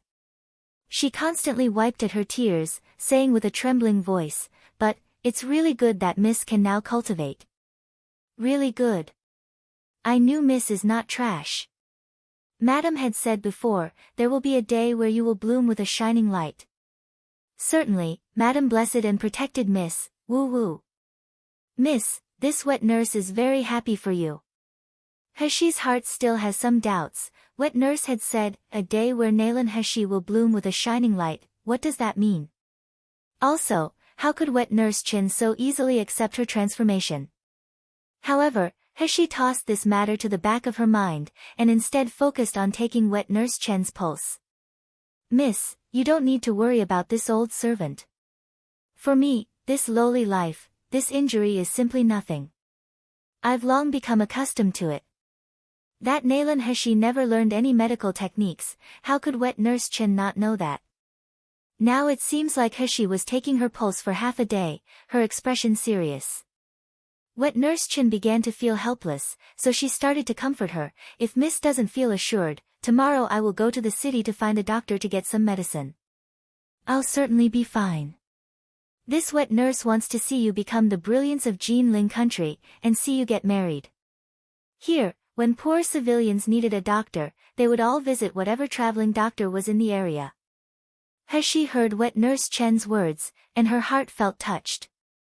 She gently placed Wet Nurse Chen's hand down, smiling shallowly. Wet Nurse can rest assured, your injury is not too serious, I can help you heal it. Wet Nurse Chen thought Heshi was talking about finding a doctor to help treat her. She was unaware that Heshi had been accurately taking her pulse, planning which medicine ingredients to use, and what prescription would best treat her illness. Alright, this old servant will believe Mississippi Miss you must be tired, it would be better to go to the East Wing, to get some rest. The East Wing was originally a place where Butler Li and his mistress lived. Zhang San had since been sent there to instruct the servants over there to move out. The courtyard that Nalan Manor had arranged for Nalan Heshi was ruined and desolate, to the point that a person would be at a loss to see it. But this East Wing that Butler Li had occupied, that can actually be considered well arranged and exquisite. The bed that had been sorted out for Heshi was soft and comfortable. There were no valuable furnishings in the room, but that could be easily fixed. By the bedside there was a fairly simple and elegant dressing table. He had been feeling tired for a day since the former's body was particularly frail. Now that things had calmed down, she could feel pain throughout her body.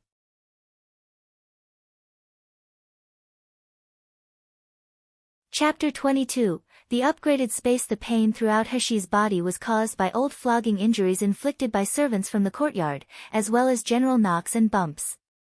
Combined with yearly malnutrition, it all piled up together. But now, Heshi refused to give in to this pain. She tightly closed the door and windows, confirmed that no one was around, then she quickly laid down on the bed. Her consciousness became vague, her soul seeming like it was pulled from her body. After opening her eyes again, her consciousness had entered her space. This space had accompanied Heshi for more than 10 years. The furnishings inside this space, just by closing her eyes, she can remember it all. It couldn't be more familiar to her. But the scene that was reflected into her eyes surprised her.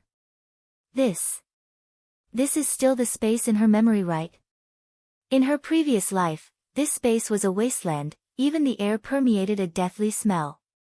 It's different from the descriptions used in the popular web novels in her previous life. The land inside the space, all was sand and gravel, it couldn't be used to cultivate.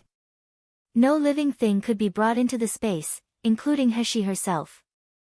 She could only use her consciousness to enter, leaving her physical body to sleep on the outside. In the middle of the land there was a palace called Shumi Palace.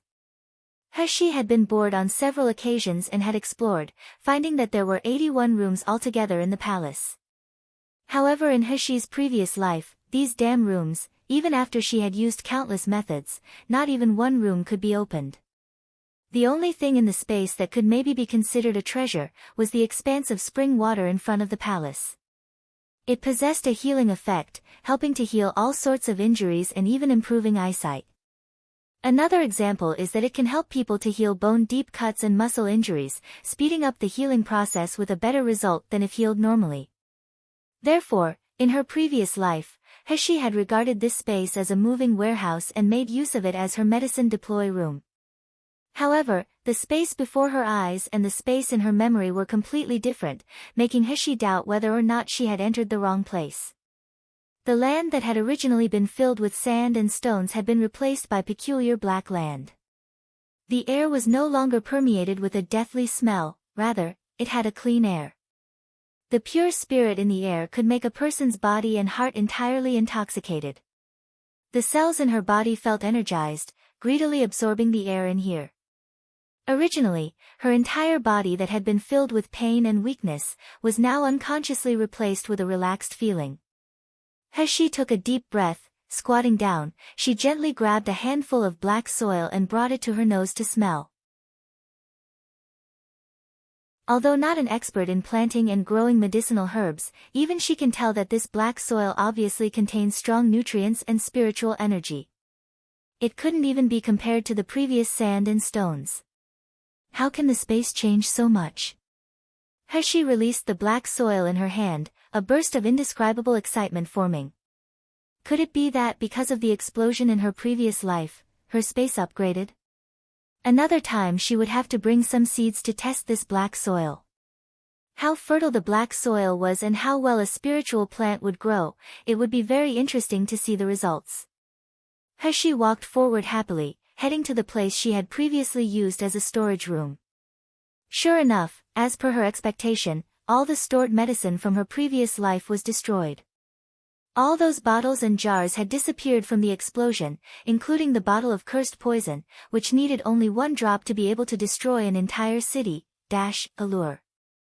But some things still remained, such as the invisible needles, also some properties used for her disguises in her previous life.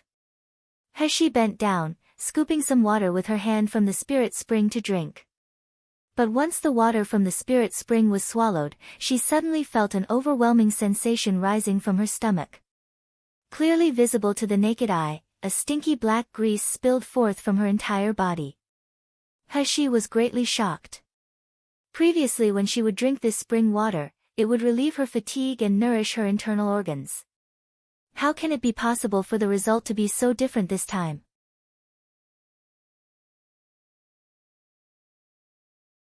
Chapter 23, The Tragedy of Beauty. Such a change lasted for a few minutes, resulting in Heshi's entire body being covered by the dirty black grease. Her body issued a nausea-inducing stench.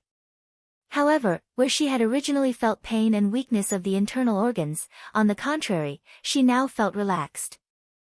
Heshi quickly stripped and, using the spirit spring water, she washed away the filth on her body and clothes. Once she was clean, she felt refreshed, her whole body full of strength, like she had been reborn.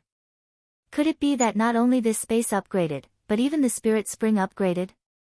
Like in a legend, the spirit water would not only heal injuries, it would now even remove impurities within the body. Heshi was overjoyed at this turn of events. After dressing in her still slightly damp clothes, she was stunned when she accidentally saw her reflection in the spring water.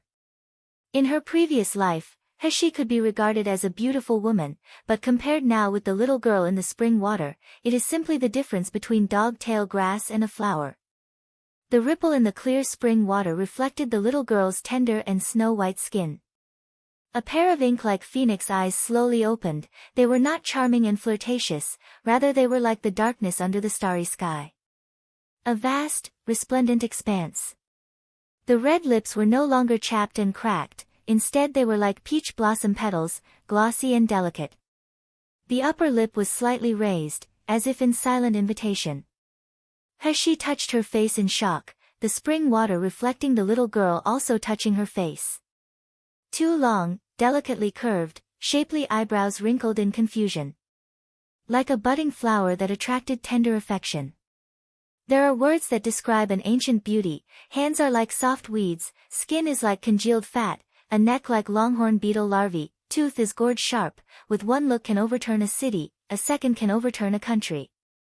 Every word and every sentence now resembled her born-again self. Heavens! This is Nalan Heshi's true face. Heshi opened her eyes wide, she felt her brain has been too confused and was about to crash. This. Where did the saltless ugly woman go? This was simply a beautiful woman that was capable of causing the downfall of a city or country. How depraved was the Nalan family, to actually torture this beautiful woman until she looked malnourished and sickly, reducing her to an unremarkable appearance. Heshi took a deep breath and, looking at the reflection of the stunning beauty in the spring water, she couldn't help but frown. Maybe she was here to express her gratitude towards all the people who tortured her, otherwise Nalan Heshi's memories would not have come to Heshi the moment she received her body. In her memory, although the next generation in the Nalan family all looked handsome and beautiful, there was definitely not a beauty with such a tragic life. If Nalan Heshi were to go out with this appearance, it would not only cause a sensation, but disaster. Nalan Manor thought of her as an illegitimate child and hadn't moved to help her previously, leaving her to suffer like a pig in a cage. With her past appearance making many people fight over her to become their furnace, with her now being like this, if she were to just go out many more people would fight over her. With this thought, Heshi made a prompt decision, picking up the disguise kit that she had earlier placed beside the spring water, and applying it on her face. Needless to say, Nalan Heshi's face is definitely a source of calamity. Currently she didn't have the strength to defend herself if her appearance were to be exposed in front of people, and she absolutely did not want to attract disaster. In a short time and with a little effort, Heshi completed her disguise. She bent down and studied her reflection in the spring water, now an ordinary and pale appearance, once again resembling the previous Nalan Heshi. Well done. Heshi flicked her finger, feeling her mood become good. As a woman she was pleased with her appearance, who wants to become ugly? Besides her space being upgraded and her changed appearance, she also found out that after she had drunk the spring water, her internal energy has been fully recovered.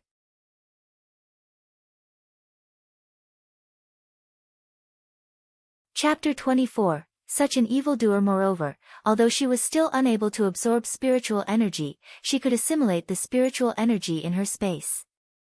When Heshi felt the spiritual energy enter and circulate in her body, she could feel her mind becoming energized, any remaining traces of tiredness disappearing.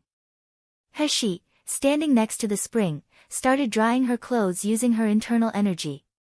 Suddenly the reflection in the water flashed. Before, her figure had been reflected in the water, now, the surface of the water reflected the vague silhouette of a person. There was now a shadow quietly hiding behind the beams in her room. There was no light in the room, so she was unable to clearly make out the appearance of the shadow, she could only tell it was a tall man. At the same time, every corner of her space lit up with a red light in warning. Someone had approached within 100 meters. Moreover, that person was now inside her room. This space had an alert function. If someone were to approach her sleeping physical body, the space will notice and sound an alarm. The situation outside will be reflected on the water in order to avoid her physical body being harmed while she was in her space. Heshi's eyes flashed. Quickly leaving her space, she returned to her physical body. Once she exited her space, she jolted in surprise, receiving such a shock she almost jumped up. The room was dark and quiet, empty except for herself. Her senses couldn't detect the presence of anyone else in the room. However, at this very moment, there is a hand gently caressing her closed eyelids. Slowly, that hand traveled to the collar of her clothes. That's right, someone was standing beside her silently. Then, without hesitation, those nimble fingers began to untie her outer robes. Heshi suddenly opened her eyes, her cold eyes shining with a killing intent. As fast as lightning, her left foot ruthlessly aimed a kick at that daring flower thief. However, the expected cracking sound of her foot landing on the thief's chest didn't happen. Instead, a big hand grabbed her ankle, like an iron claw. The palm of the hand was warm and dry, instantly raising her temperature as his fingertips brushed across her naked leg, making her shudder. Heshi's heart shivered and she moved her body in a flash, rising from the bed, her right foot kicked at that person. Her hands moved in a dance, like the opening of a flower, a lotus flower blossom, layer upon layer of killing intent surrounded her. A surprised voice lightly sounded, the palm that held her ankle released her, and she fell back several steps to the sound of low laughter. This is a man, moreover it was a man with a deep, attractive voice. Heshi stood barefoot in the dark, her heart bewildered while her eyes coldly glared at the shadow in front of her. Even though this man was clearly standing in front of her and laughing, she was still unable to sense any of his movements. If it wasn't for her space warning her, she might never have known anyone was there, even if she was being skinned to the bone by this man. Who was this man? Why did he approach her in the middle of the night, and what was his purpose? Heshi's eyebrows wrinkled slightly while studying the motionless man in front of her. Suddenly, her hand shot forward, reaching in the direction of a candlestick holder. She had barely heard a laugh before the unlit candle on the dressing table suddenly lit up, illuminating the room and revealing the man's appearance. A light flashed in Heshi's eyes, her mind suddenly felt stunned, like she had inhaled a breath of icy cold air. In this world there was actually such an evildoer. The man's appearance was that of a man no older than 20 years old. Dressed in black with narrow sleeves, the collar of his outer clothes were decorated with silver and purple embroidery, mixed with dark thread it marked out patterns of magic clouds and bats. A wide belt of the same color rested on his waist. His stature was tall, straight, and slender, like a stern young bamboo shoot. His entire person emitted a one-of-a-kind aura, a heavenly nature with a luxurious atmosphere.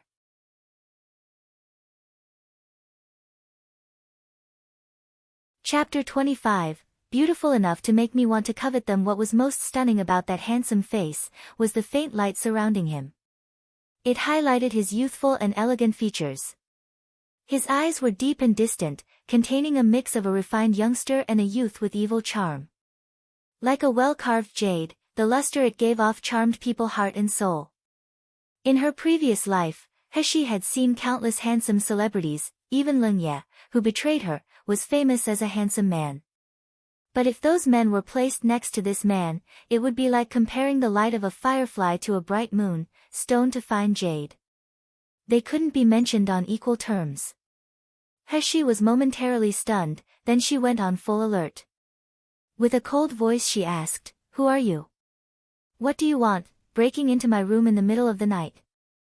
The corner of the black-clothed man's mouth lifted, his elegant face with a smile was even more attractive.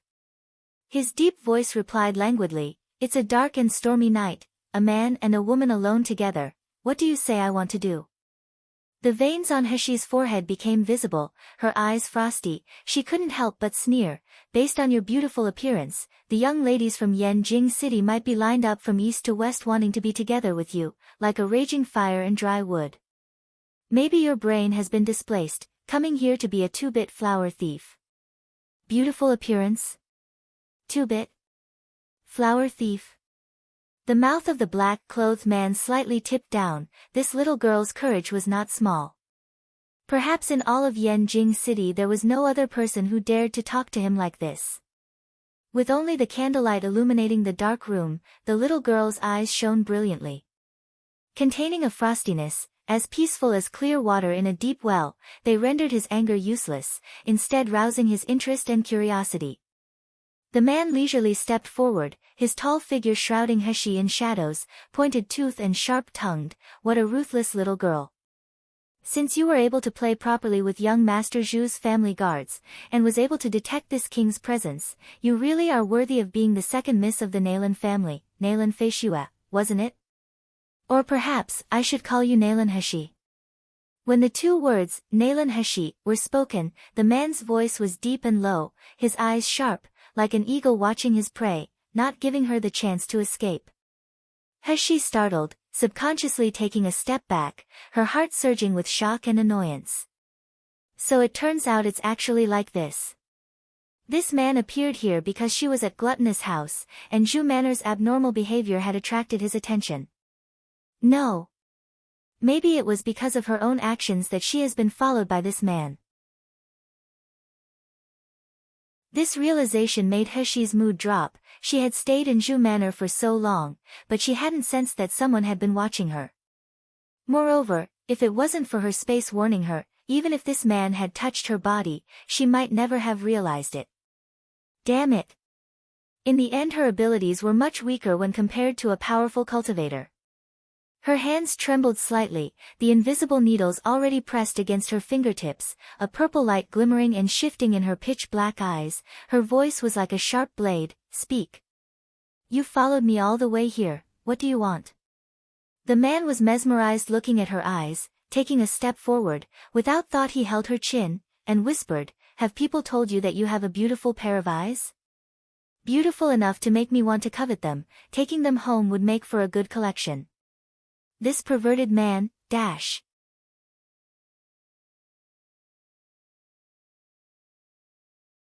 Chapter 26. You're seducing me. Heshi was cursing in her heart, while on the contrary, a sneer was plastered on her face. That would depend on whether you have the ability to or not.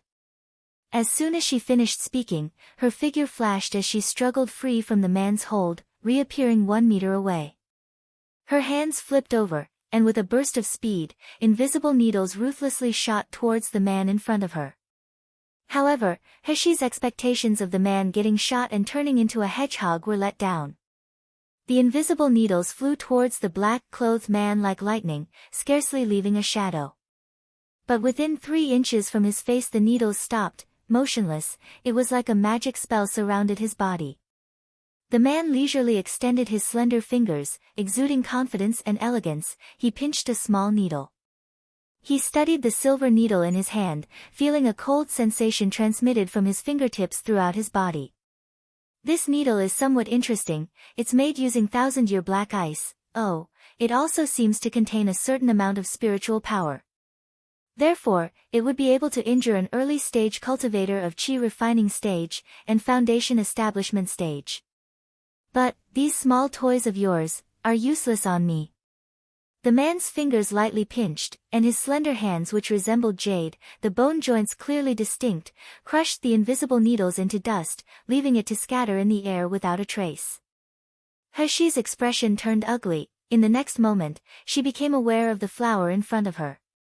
The man that had until recently been standing at a distance from her, suddenly appeared in front of her, capturing her wrist. Her expression changing, Heshi's body flipped into the air, her agility similar to a cat as she broke free from his hold.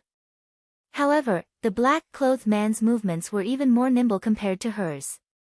His long arms stretched, and hooking 2 fingers in her belt, he pulled her back into his embrace. How was it? do my skills please you? Completely unable to move, his warm breath tickled Heshi's ear. Her body was pressed firmly against his sturdy chest, restraining her right hand that held more invisible needles at her back. Heshi's face flushed red due to her anger. Filled with fury, she loudly shouted, "Let go." However, her struggling only caused their bodies to touch even closer. The man's eyes that originally shined with a teasing light, turned somewhat dark because of this constant friction. He leaned closer, his breathing speeding up, and whispered with a fake smile, "Little girl, if you move again, I will regard it as you seducing me." Before he had finished his implication, his handsome face filled with demonic charm, suddenly sank. He flexed his empty hand and inclined his head towards his shoulder. There, sticking out, was an ordinary silver hairpin. The hairpin had pierced his clothes and penetrated into his flesh, causing a bright red liquid to soak his black clothes.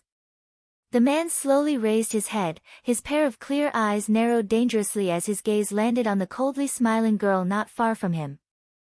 This little girl had dared to injure him. Without using a cultivation base and only relying on martial arts, in this entire Jinling country, only a few had ever managed to injure him. Now, the hands of this little girl, completely lacking any cultivation base, had injured him. With bare feet, Heshi stepped on the bed. The sleeves of her clothes fluttering in an invisible breeze, her pale, small face revealed a cruel, untamed expression, "Based on your skills. If you want to make me pleased, do it in the next life."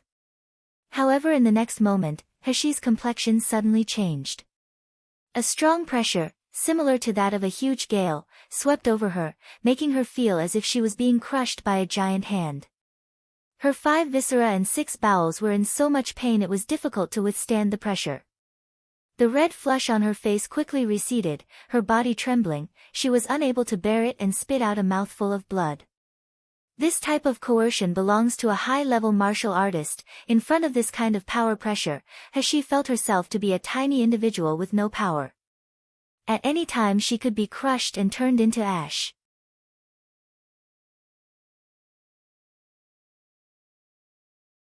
Chapter 27, The Good-for-Nothing may also be a genius. Taking a few steps towards Heshi, he grasped her hand with a smile, and like a lover he gently caressed her. "This is the hand that injured me?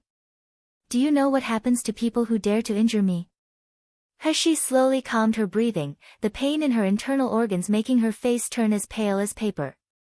With a heated gaze, the man clutched her small and weak hand.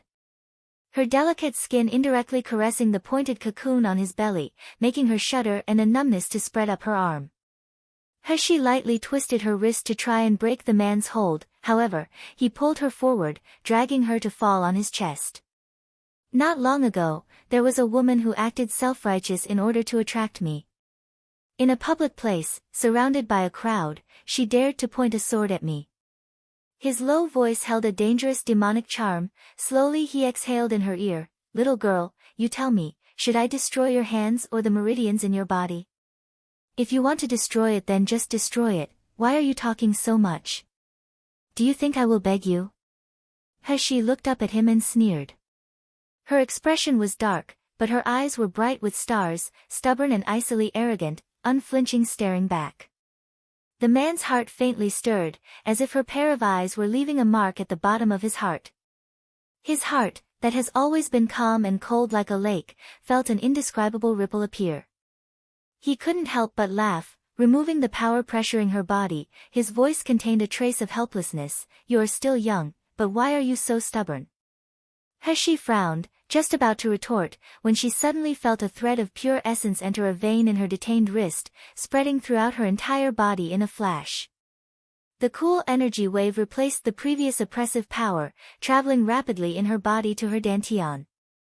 The pain in her internal organs, that had felt as if they were being ripped apart, disappeared without a trace, replaced with a comfortable and relaxed feeling. "What are you doing?" She was surprised. Could it be that this person was now healing her? However, the man responded with an astonished expression. Tightening his grip on Heshi's wrist, his expression turned uncertain. It was quite a while before he spoke. "I had heard that Nalan family's third miss, Nalan Heshi, was diagnosed as a child as trash that couldn't cultivate. Therefore she was abandoned at this place, where there is only thin spiritual energy. Are you really that rumored trash, Nalan Hashi? Hashi's heart was bewildered, and with her expression showing a calmness she didn't feel, indifferently replied, didn't you already thoroughly investigate my background before following me here? Besides, if I'm not Nalan Hashi, then who am I? Humph. This body is definitely Nalan Hashi's. This world doesn't have a precedent for rebirth, so as long as she doesn't admit it, no one can say that she's not Nalan Hashi. The man laughed, his voice filled with interest, hee, the good trash that can't cultivate. This world has so many blind people. Hashi was startled, repeatedly questioning, what do you mean? Her small face that was originally calm, at this moment slightly changed. The man's hot palm suddenly gripped her lower jaw. Leaning over, he stared at her pair of clear and bright phoenix eyes. Nalan Hashi, is it? I'll remember you now, we will meet again soon. Who are you actually? Just as Hashi's cold and sharp question was asked, she felt a gust of air brush past her. The man that had been standing in front of her, had now disappeared without a trace. The candlelight flickered gently in the room, but there was only her, standing all alone, as if that strange man had merely been an illusion. That bastard, dash. She cursed in her heart, gnashing her teeth while laying back down on the bed, entering her space again.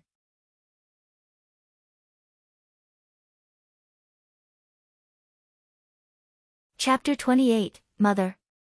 Inside, Hashi's space was still the same as before. A strong and pure spirit permeated the air, and the large area of black land, although without any plants, was still filled with a nurturing vitality and exuberance. However, she was not here to focus on the land and spirit spring this time. When she had exited her space before, she had glanced at Shumi Palace, noticing that the first door was open. One must know, she had possessed this space for more than 10 years, and had explored this Shumi Palace more than 1,000 times. Ice, fire, dynamite, and all the other methods she could think of, and not one door could be opened, not even a mark was left behind. Hashi quickly walked to the front of Shumi Palace. In surprise she looked at the half-closed door, seeing a trace of golden light spilling out. The first door of Shumi Palace had really opened. Becoming excited, her heart beat wildly and incessantly. Hashi had barely entered the room, when inside her head there was a tinkling sound, and an odd message appeared in her mind. Shumi Mustard Seed has been activated, Shumi Palace's Jade Heaven door has been opened. Including 9th Secluded Spirit Spring and Ancient Rhyme Spirit Field. The 9th Secluded Spirit Spring, able to replenish spiritual energy, purify essence and heal deep wounds. Also used for a medicament to advance to peak form, and a medicament to induce childbirth. The Ancient Rhyme Spirit Field, able to shorten a plant's growth by hundreds of times, and the soil will sustain spiritual plants without the need for water. Sure enough, her space had upgraded. Moreover, the black soil outside the palace really was very beneficial to growing spiritual plants. But this 9th Secluded Spirit Spring, the so-called advancing medicament and labor-inducing medicament, what did those mean? The script slowly faded from her mind, leaving her with a smiling expression showing on her face. Now her attention was quickly attracted by the huge egg in the middle of the room. That's right, in the middle of this Shumi Palace's first room, hanging in the air, there was a huge egg-shaped object. From the egg a faint golden luster was emitted, and through the thin shell, a creature with a curled body could vaguely be seen floating quietly inside. At first glance, this huge egg reminded Hashi of the pregnant women in her previous life, when they would have a 4-dimensional ultrasound. She had a strong intuition that the creature inside the egg was alive. But that behind the Jade Heaven door the room was empty except for a huge, unknown egg, this was too beyond her expectations. Hashi lightly stepped forward, slowly approaching the egg and circling around it, a faint fragrance like warm bread reaching her nose. She was astonished as she felt an intimate feeling, that she had never felt before, suddenly surge up from the bottom of her heart. As if the creature and her were connected by blood, her ears could even hear the thud-thud of the young creature's pulse. With a bewildered expression, Hashi slowly extended her hand, gently caressing the smooth surface of the huge egg. Mother, mother, a sharp and clear immature young child's voice suddenly echoed inside her head, causing her to jump in shock. Quickly withdrawing her hand, she looked in bewilderment at the huge egg. The golden light surrounding it had become brighter. Just now, was that her imagination? Why did it seem like she heard a child speaking? But, this room is empty, she didn't see even a shadow of anyone else. It couldn't be, that this huge egg was talking to her. Hashi's heart was full of disbelief, not daring to believe, as she once again extended her hand, touching the huge egg that was now flickering with golden light, as if in excitement. Mother, you finally came to see me. If you had not come, baby would have been bored to death inside here.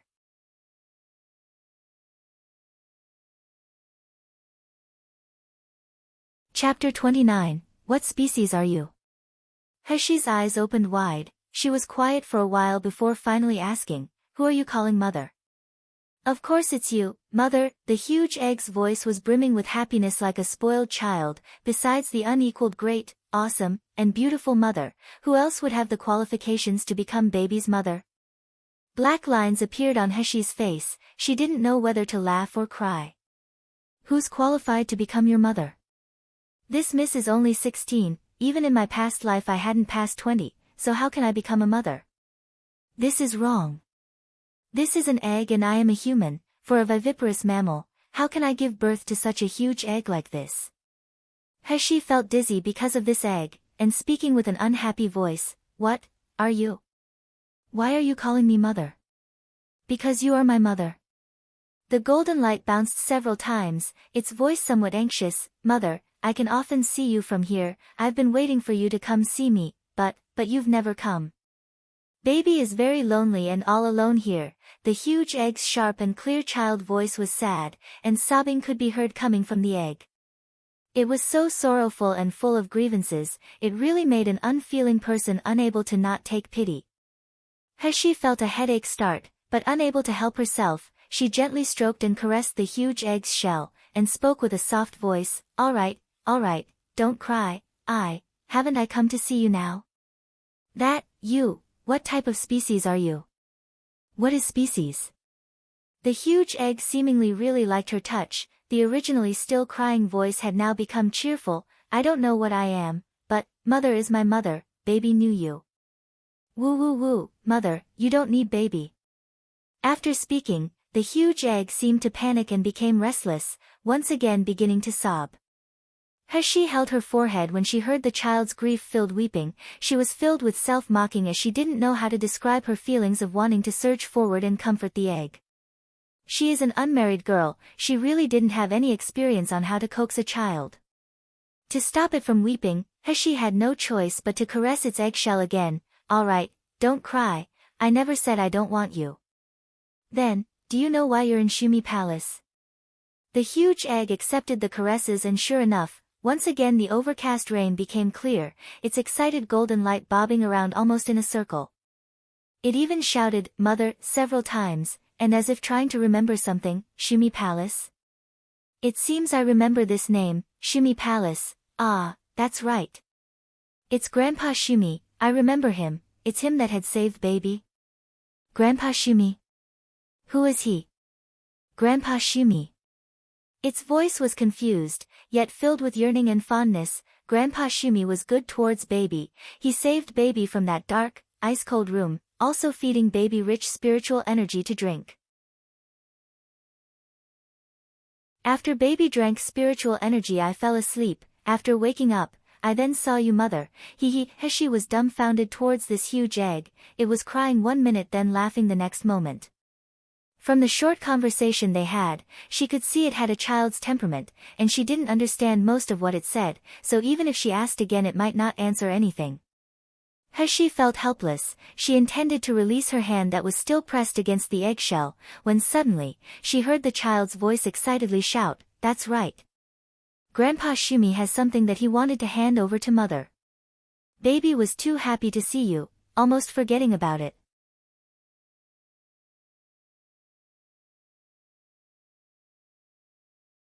Chapter 30. Old Man Shumihashi had just finished speaking, when the huge egg's golden light suddenly bounced a bit, before a silver light separated from it, stopping to sway in front of Hashi. She momentarily stared blankly, but not waiting for her to clearly ask what this light was to the huge egg, the silver-colored light suddenly accelerated its speed, entering her body. Hashi staggered back several steps, her hand releasing the egg as she felt the internal energy in her body running rampant.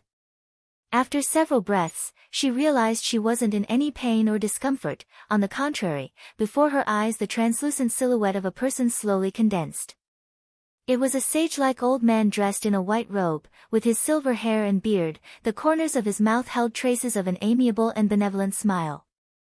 However, when Hashi saw this man she felt a burst of uncomfortableness throughout her body, her invisible needles instinctively appeared between her 5 fingers. Even if this old man had a benevolent and harmless expression, his body emitted such force that it made her feel powerless.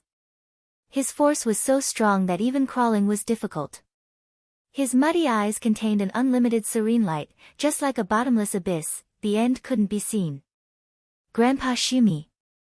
The huge egg uttered a cry of excitement, but this time the young child's voice didn't come from inside the eggshell, instead it echoed in her ears, that silvery ball of light being the obvious reason why. Mother, you quickly see, that is Grandpa Shumi that had saved baby.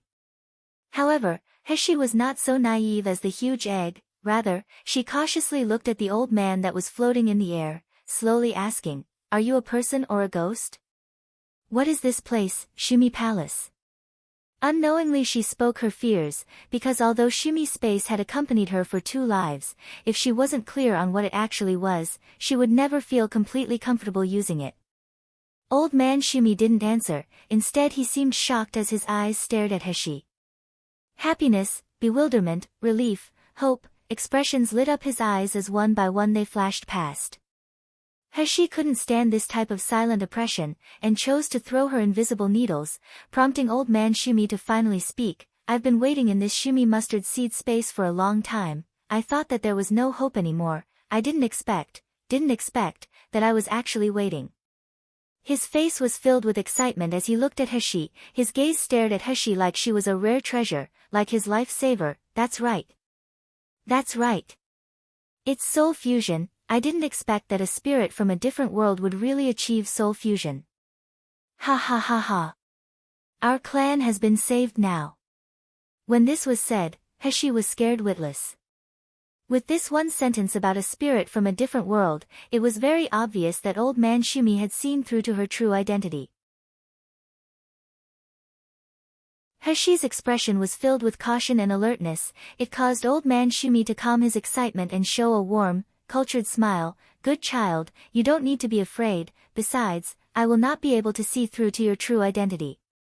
Especially after you've completely broken the seal, this ability will be fused together with your body, without a trace of flaws." Hashi frowned and muttered, "After breaking the seal?" She didn't know why, but the first thing she recalled is that intruder in the middle of the night, that hateful man's words, "If you are trash, then no one in this world is a genius." Could it be that what that man said is true, that there was some ability sealed away within her body? Hashi was deep in thought when she heard old man Shumi's slightly quickened voice, "Good child, now you listen to me, I don't have much time." Don't have much time. At this moment her thoughts slowed, unconsciously repeating those words.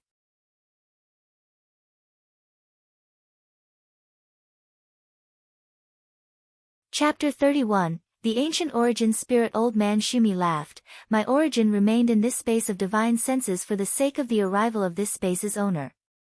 Reincarnated for thousands of generations, through different times and space, my original spirit has long been slowly exhausted.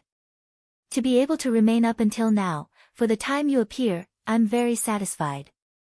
Hashi lifted up her face and gazed into the old man's eyes, her expression still full of cautiousness and disaffection.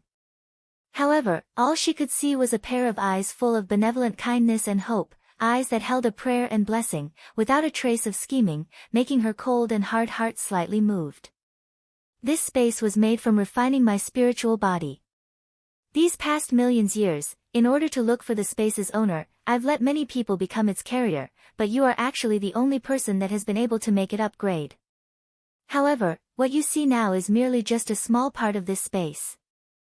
She suddenly recalled that when in her past life, this space's assistance had always saved her, so regardless of whether or not its existence was being used to take advantage of her or for scheming, this assistance rendered was nevertheless real.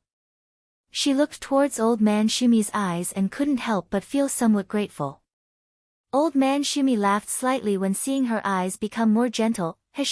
Wait until after your cultivation base has advanced. You will then see this space's true appearance, that is the real paradise, an equipped magic item that could cause all people in the cultivation world to rush like ducks. With her nature, when she heard these words, her mood surged, unconsciously imagining her future circumstances. However, very quickly she awoke from her beautiful dream.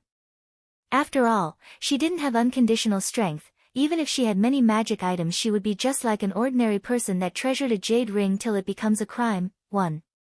She pointed at the huge egg. Then what is that? Cough, that is the ancient origin spirit and being sealed now.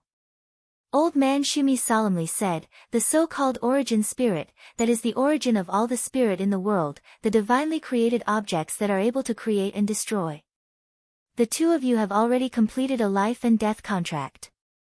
In heart and in spirit, in life and in death, even with a Tao heart, too, or spell you can't cut off the connection between you. Wait. She couldn't help but open her eyes wide and exclaim in surprise, what life and death contract? Why, I don't know about it. When did this happen? Besides, this is obviously an egg. You go so far as to make me share life and death with an egg. Are you joking with me? Moreover, what is this ancient origin spirit? What divinely created objects? Sounds very powerful, however, isn't this completely like having heard but not understanding well? In the end, what kind of ghost is this? Mother, baby is not an egg, woo woo woo, baby is mother's obedient baby, woo woo woo. She suddenly felt a headache start, having no choice but to appease the baby egg again. Old Man Shumi laughed. Not so long ago, the human race, in order to obtain this life and death contract, they overturned heaven's pillars, putting people in a terrible situation, and yet you actually feel unlucky. Little friend, you can rest assured, this origin spirit contract you have is a benefit and brings no harm to you. By the time you experience a life and death calamity, you will know. That was appeasing the egg baby, was relieved after hearing what was said. She was not too surprised, and only faintly laughed. This is not to say she was indifferent to this treasure, but if common people were to look at the huge egg's benefits arranged in front of their eyes, they would flock and fight over it, unaware that there's no such thing as a free lunch in this world. Receiving such a big benefit, she must undertake many responsibilities. How could there be any pure benefits in this world? 1. An idiom meaning to get into trouble on account of a cherished item. 2. Tao heart, Tao Xin, the heart's path. Tao can mean path/road, and heart can also mean mind/core. So a person's Tao heart is the direction they want to move in and what they truly desire from life, deep down in the core of their being.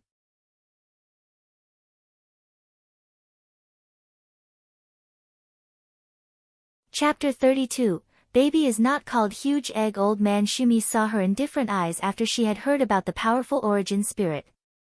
There was no greed in her eyes, rather, it was vigilance and calmness. He couldn't help but be more pleased. I will soon disappear. Little friend, you must remember, before you possess enough strength, you shouldn't let people know about the existence of the origin spirit. Otherwise, it can become your disaster. It can also become a monstrous catastrophe to the greedy human race. Remember that at all cost. His implication was barely finished when his vaporous figure slowly dissipated, changing into a speck of silvery light, before disappearing in the air. Wait a minute. What is the secret that is contained in the origin spirit? Why did he say I shouldn't let people know about the existence of the origin spirit? When Old Man Shumi mentioned about the power of the origin spirit, he said that she must keep it secret, so it was clear that the origin spirit was extraordinarily powerful. In the end, what did you want me to do when you gave me these? However, Her only response was her voice echoing in the air, and the huge eggs weeping. Grandpa Shumi disappear, woo woo, mother, baby can feel, Grandpa Shumi will not come back anymore, as she was just about to ask, when suddenly, she felt a slight tingling pain in her mind. Then she felt her connection with this space suddenly increase, so that even if she was standing in this room, she could clearly feel what was happening in every inch area of the space. As she was shocked for a while, and gradually recovering from her shock, she touched the huge egg that was weeping and grieving, sighing, "All right, don't cry, people will always have to be separated in life and death, you are an egg, why so sentimental?" The huge egg stopped weeping with her caress, however it protested loudly, "Baby not called huge egg is not pleasant to hear." Black lines appeared on Heshi's face. "You are an egg, it doesn't matter if that name is pleasant to hear or not. Then, what do you want to called?" The huge egg's voice was full of confusion and expectancy, that, I don't know what I want to be called. But, shouldn't mother help find a name for me? Its soft and sticky voice was both lovable and bashful, causing Heshi to feel as if its appearance was like that of a shy, plump child, eagerly looking at her. Heshi laughed at her imagination and couldn't help but tease, then since you don't like the name of huge egg, is it better to call you Dan Dan, Yuan Yuan, or Gun Gun? Mother is bad, baby not plump, one, baby don't want unpleasant to hear or ugly names like those, woo woo woo. The huge egg's sad weeping was now even louder, leaving Heshi unable to know whether to laugh or cry, having no other choice but to compromise. "All right, then I'll think about it again, but before I find a name for you, I'll call you Dan Dan, this is pretty good, right?"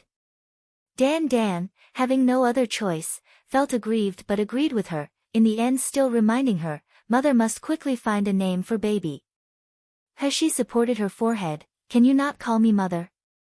Heaven knew she was only 16 years old in this life, a beautiful youthful girl, how could she become someone's mother? Moreover, an egg's mother. "But you are obviously mother."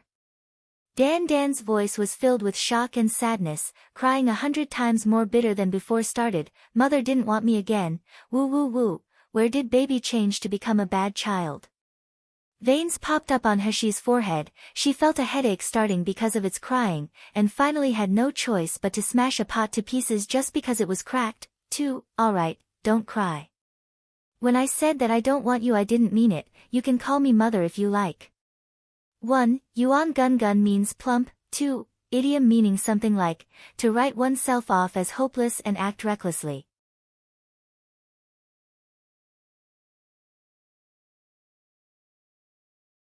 Chapter 33, Dan Dan needs spiritual energy. Dan Dan broke into laughter, its childish voice brimming with happiness. "Mother is really kind, I like mother the most." Feeling the childlike creature's deep attachment and sincere emotions towards her, Heshi felt touched, feeling closer to this strange creature. She caressed its warm eggshell and asked, "Dan Dan, will you always stay in this huge egg form? Can you break the shell and come out?" Dan Dan said, "Baby, oh, Dan Dan of course can come out. But, to come out it will take a lot of trouble." "What sort of trouble?" Dan Dan needs spiritual energy, lots and lots of spiritual energy. Heshi's mind stirred, suddenly recalling the plundered loot from Zhu Zhongba's hands. When she had been by the spirit spring, she had examined and found out that she was unable to open the storage ring using internal power. However, when she absorbed the spiritual power in the space she was actually able to open the storage ring.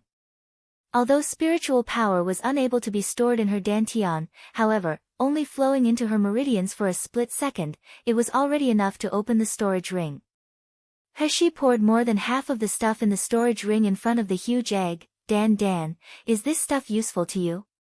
She had barely finished speaking, when the huge egg's golden light flickered excitedly, and soon all the things on the ground moved.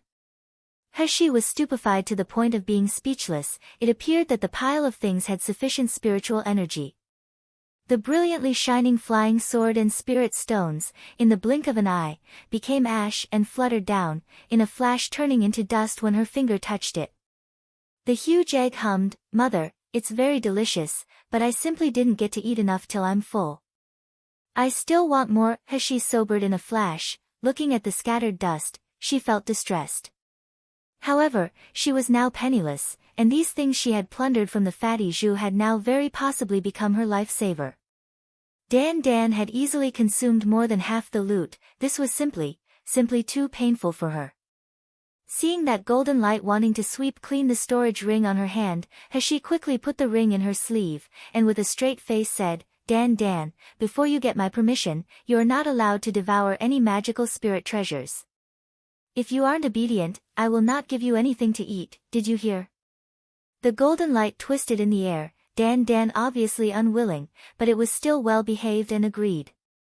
Seeing Dan agree, Heshi felt relieved and took out the remained items from the storage ring.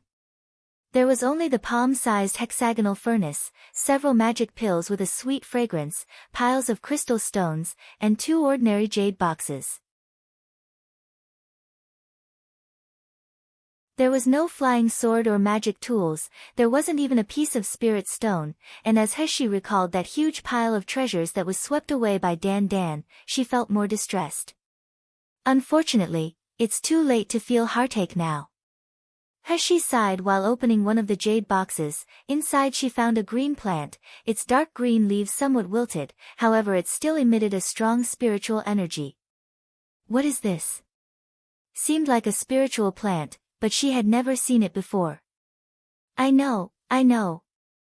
Dan rushed to say, this is a Bodhi flower, blooms in 1,000 years, bears fruit in 1,000,000 years, the Bodhi fruit can help raise a soul's power, it smells particularly good.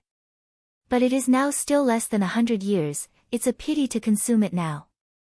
However, if Mother plants this medicinal plant in this space, Dan can eat a lot of spiritual power.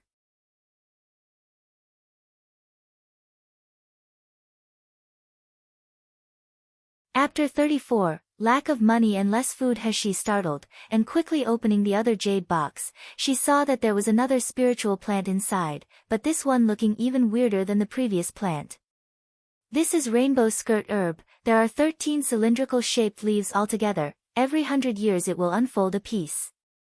The newly unfolded leaf emits a strong fragrance, it can attract level 8 and below demonic beasts, helps with breeding demon beasts, and can induce labor.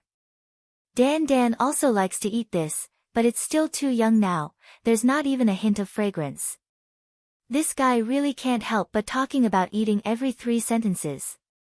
Heshi was amused by Dan's gluttonous nature, she couldn't help but poke its eggshell and say with a teasing tone, unexpectedly my Dan has a great skill, you are able to recognize uncommon spiritual plants like this, and you're also able to speak clearly and logically. Of course. Dan's voice was full of pride and intimacy. Mother, Dan is very useful, Dan can recognize all the spiritual plants in this world, certainly I can be of help to Mother in the future. Heshi chose not to comment on its words, she didn't believe that an egg that had never come out from this space would be able to recognize every spiritual plant. It was probably because it had stayed with old man Shumi for a long time, listening as he mentioned objects of the outside world, therefore its knowledge was relatively broad. However, she still continued stroking Dan and praising it, the golden light in the eggshell twisting disorderly, its giggling laughter foolish and silly. Dan, are you able to see things outside of this space? Currently I still can't. Dan replied disappointedly, but after I come out I can. Therefore Mother, you must bring me out, Dan wants to be together with Mother all the times. Heshi recalled the pile of magical items and yuan that it swallowed before, and remembering how Dan had just said, didn't get to eat enough till I'm full, she felt a burst of pain in the back of her head. It takes a lot spiritual energy to make this little fellow come out. However, she is penniless now, which magical items would be able to make it come out? She still had a long way to go with raising this little fellow. In order for her to be able to adapt to this new body better, Heshi, in another courtyard of her space, cultivated for 2 days. Because of the nourishment from the spring water, the injuries on her body healed very quickly, leaving only the scars that had built up over many years, those wouldn't be eliminated in such a short time. When she pulled up her sleeves she could still see the terrifying scars. On the morning of the third day, wet nurse Chen brought breakfast with a deeply worried face, and after Heshi had questioned her several times in a row, finally mumbled, "The food stock is very quickly bottoming out. Previously all of our yuan was seized by Butler Li and the others to fawn on Nalan Manor's butler. Now not even a few pieces of first-rank yuan can be found. If we don't think of something, we, and the people in this house, will starve to death." Several martial artists in this courtyard were killed and controlled by her, but besides these martial artists, in this courtyard there also lived a few part-time workers and maids. Their status was low, not like Butler Li and the others that could bully Nalan Heshi, but if their food was reduced, inevitably there will be a day they will rebel.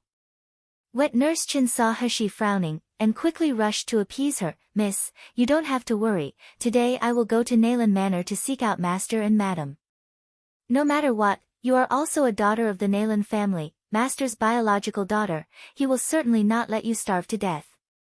"No need." Heshi laughed coldly. If he really looked at Nalan Heshi as a daughter, he wouldn't have thrown me away for many years, and regardless, if he wasn't even aware of his daughter being sold to gluttonous house by his own people, what kind of father is he?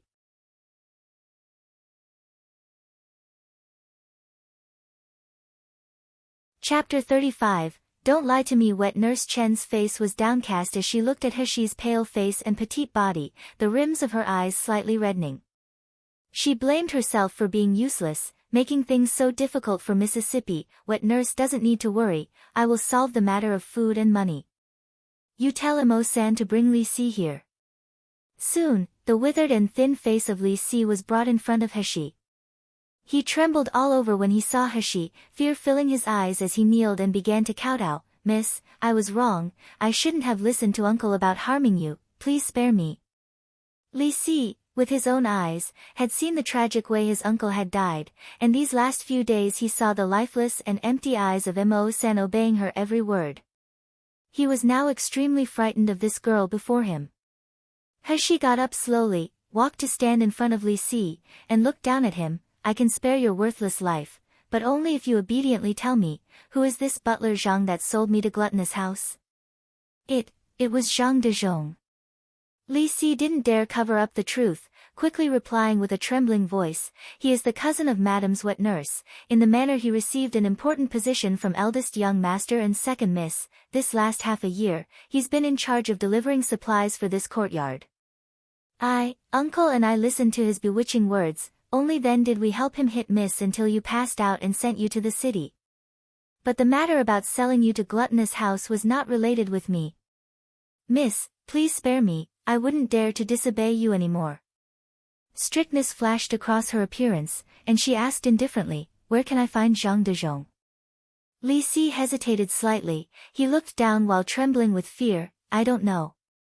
Butler Zhang such a big person, how can we, this small servants know his whereabout?" He hadn't finished speaking, when Heshi had already kicked him, her left foot firmly stepping on his chest. "I forgot to tell you, I have a bad temperament. If you dare lie to me, although I will not kill you, I will make your life worse than if you had died. I'll speak. Miss, please spare me." Li Si's hoarse voice let out a miserable howl to beg for forgiveness. "I don't know where Butler Zhang lives, but every day he will go to Zhangla workshop to gamble. Other than that I really don't know. Miss, please spare me. Zhang de Zhong. Nalan Feishue." Heshi sneered and suddenly lifted her hand. In a flash several silver needles entered Li Si's brain. Li Si screamed as he glared at Heshi, his eyes filled with fear and resentment. You said you would spare me." Without managing to finish his implication, his eyes lost their radiance, becoming a puppet that lacked the ability to resist. Heshi slowly spoke while sneering. "I said that I would spare your worthless life, but I didn't say that I would let you live freely." At noon, the most prosperous street of Yanjing City was bustling with activities, the crowd coming and going, with peddlers shouting about their wares on the sides. The most lively place was coming from the gate of Zhangla Workshop. Zhangla Workshop wasn't only one gambling house, it almost occupied half the streets of this district. Besides running a gambling house, there was a restaurant, an entertainment house, numerous treasure pavilions and the slave marketplace. Therefore, Zhangla Workshop's gate always had all kinds of people coming and going. Among them were elegant men with bright and neat clothing, and beautiful, delicate women that could attract people. However, at this moment, there was a person at Zhangla Workshop's gate that attracted everyone's eyes. You're tuning in to the Blissful Bookshelf YouTube channel. We're so grateful for your support, and don't forget to subscribe to join us on this incredible journey through captivating stories. Your generosity through donations truly makes a world of difference, as it's the primary source of revenue that allows me to expand and enhance this channel for you. Thank you from the bottom of my heart for being a part of this adventure.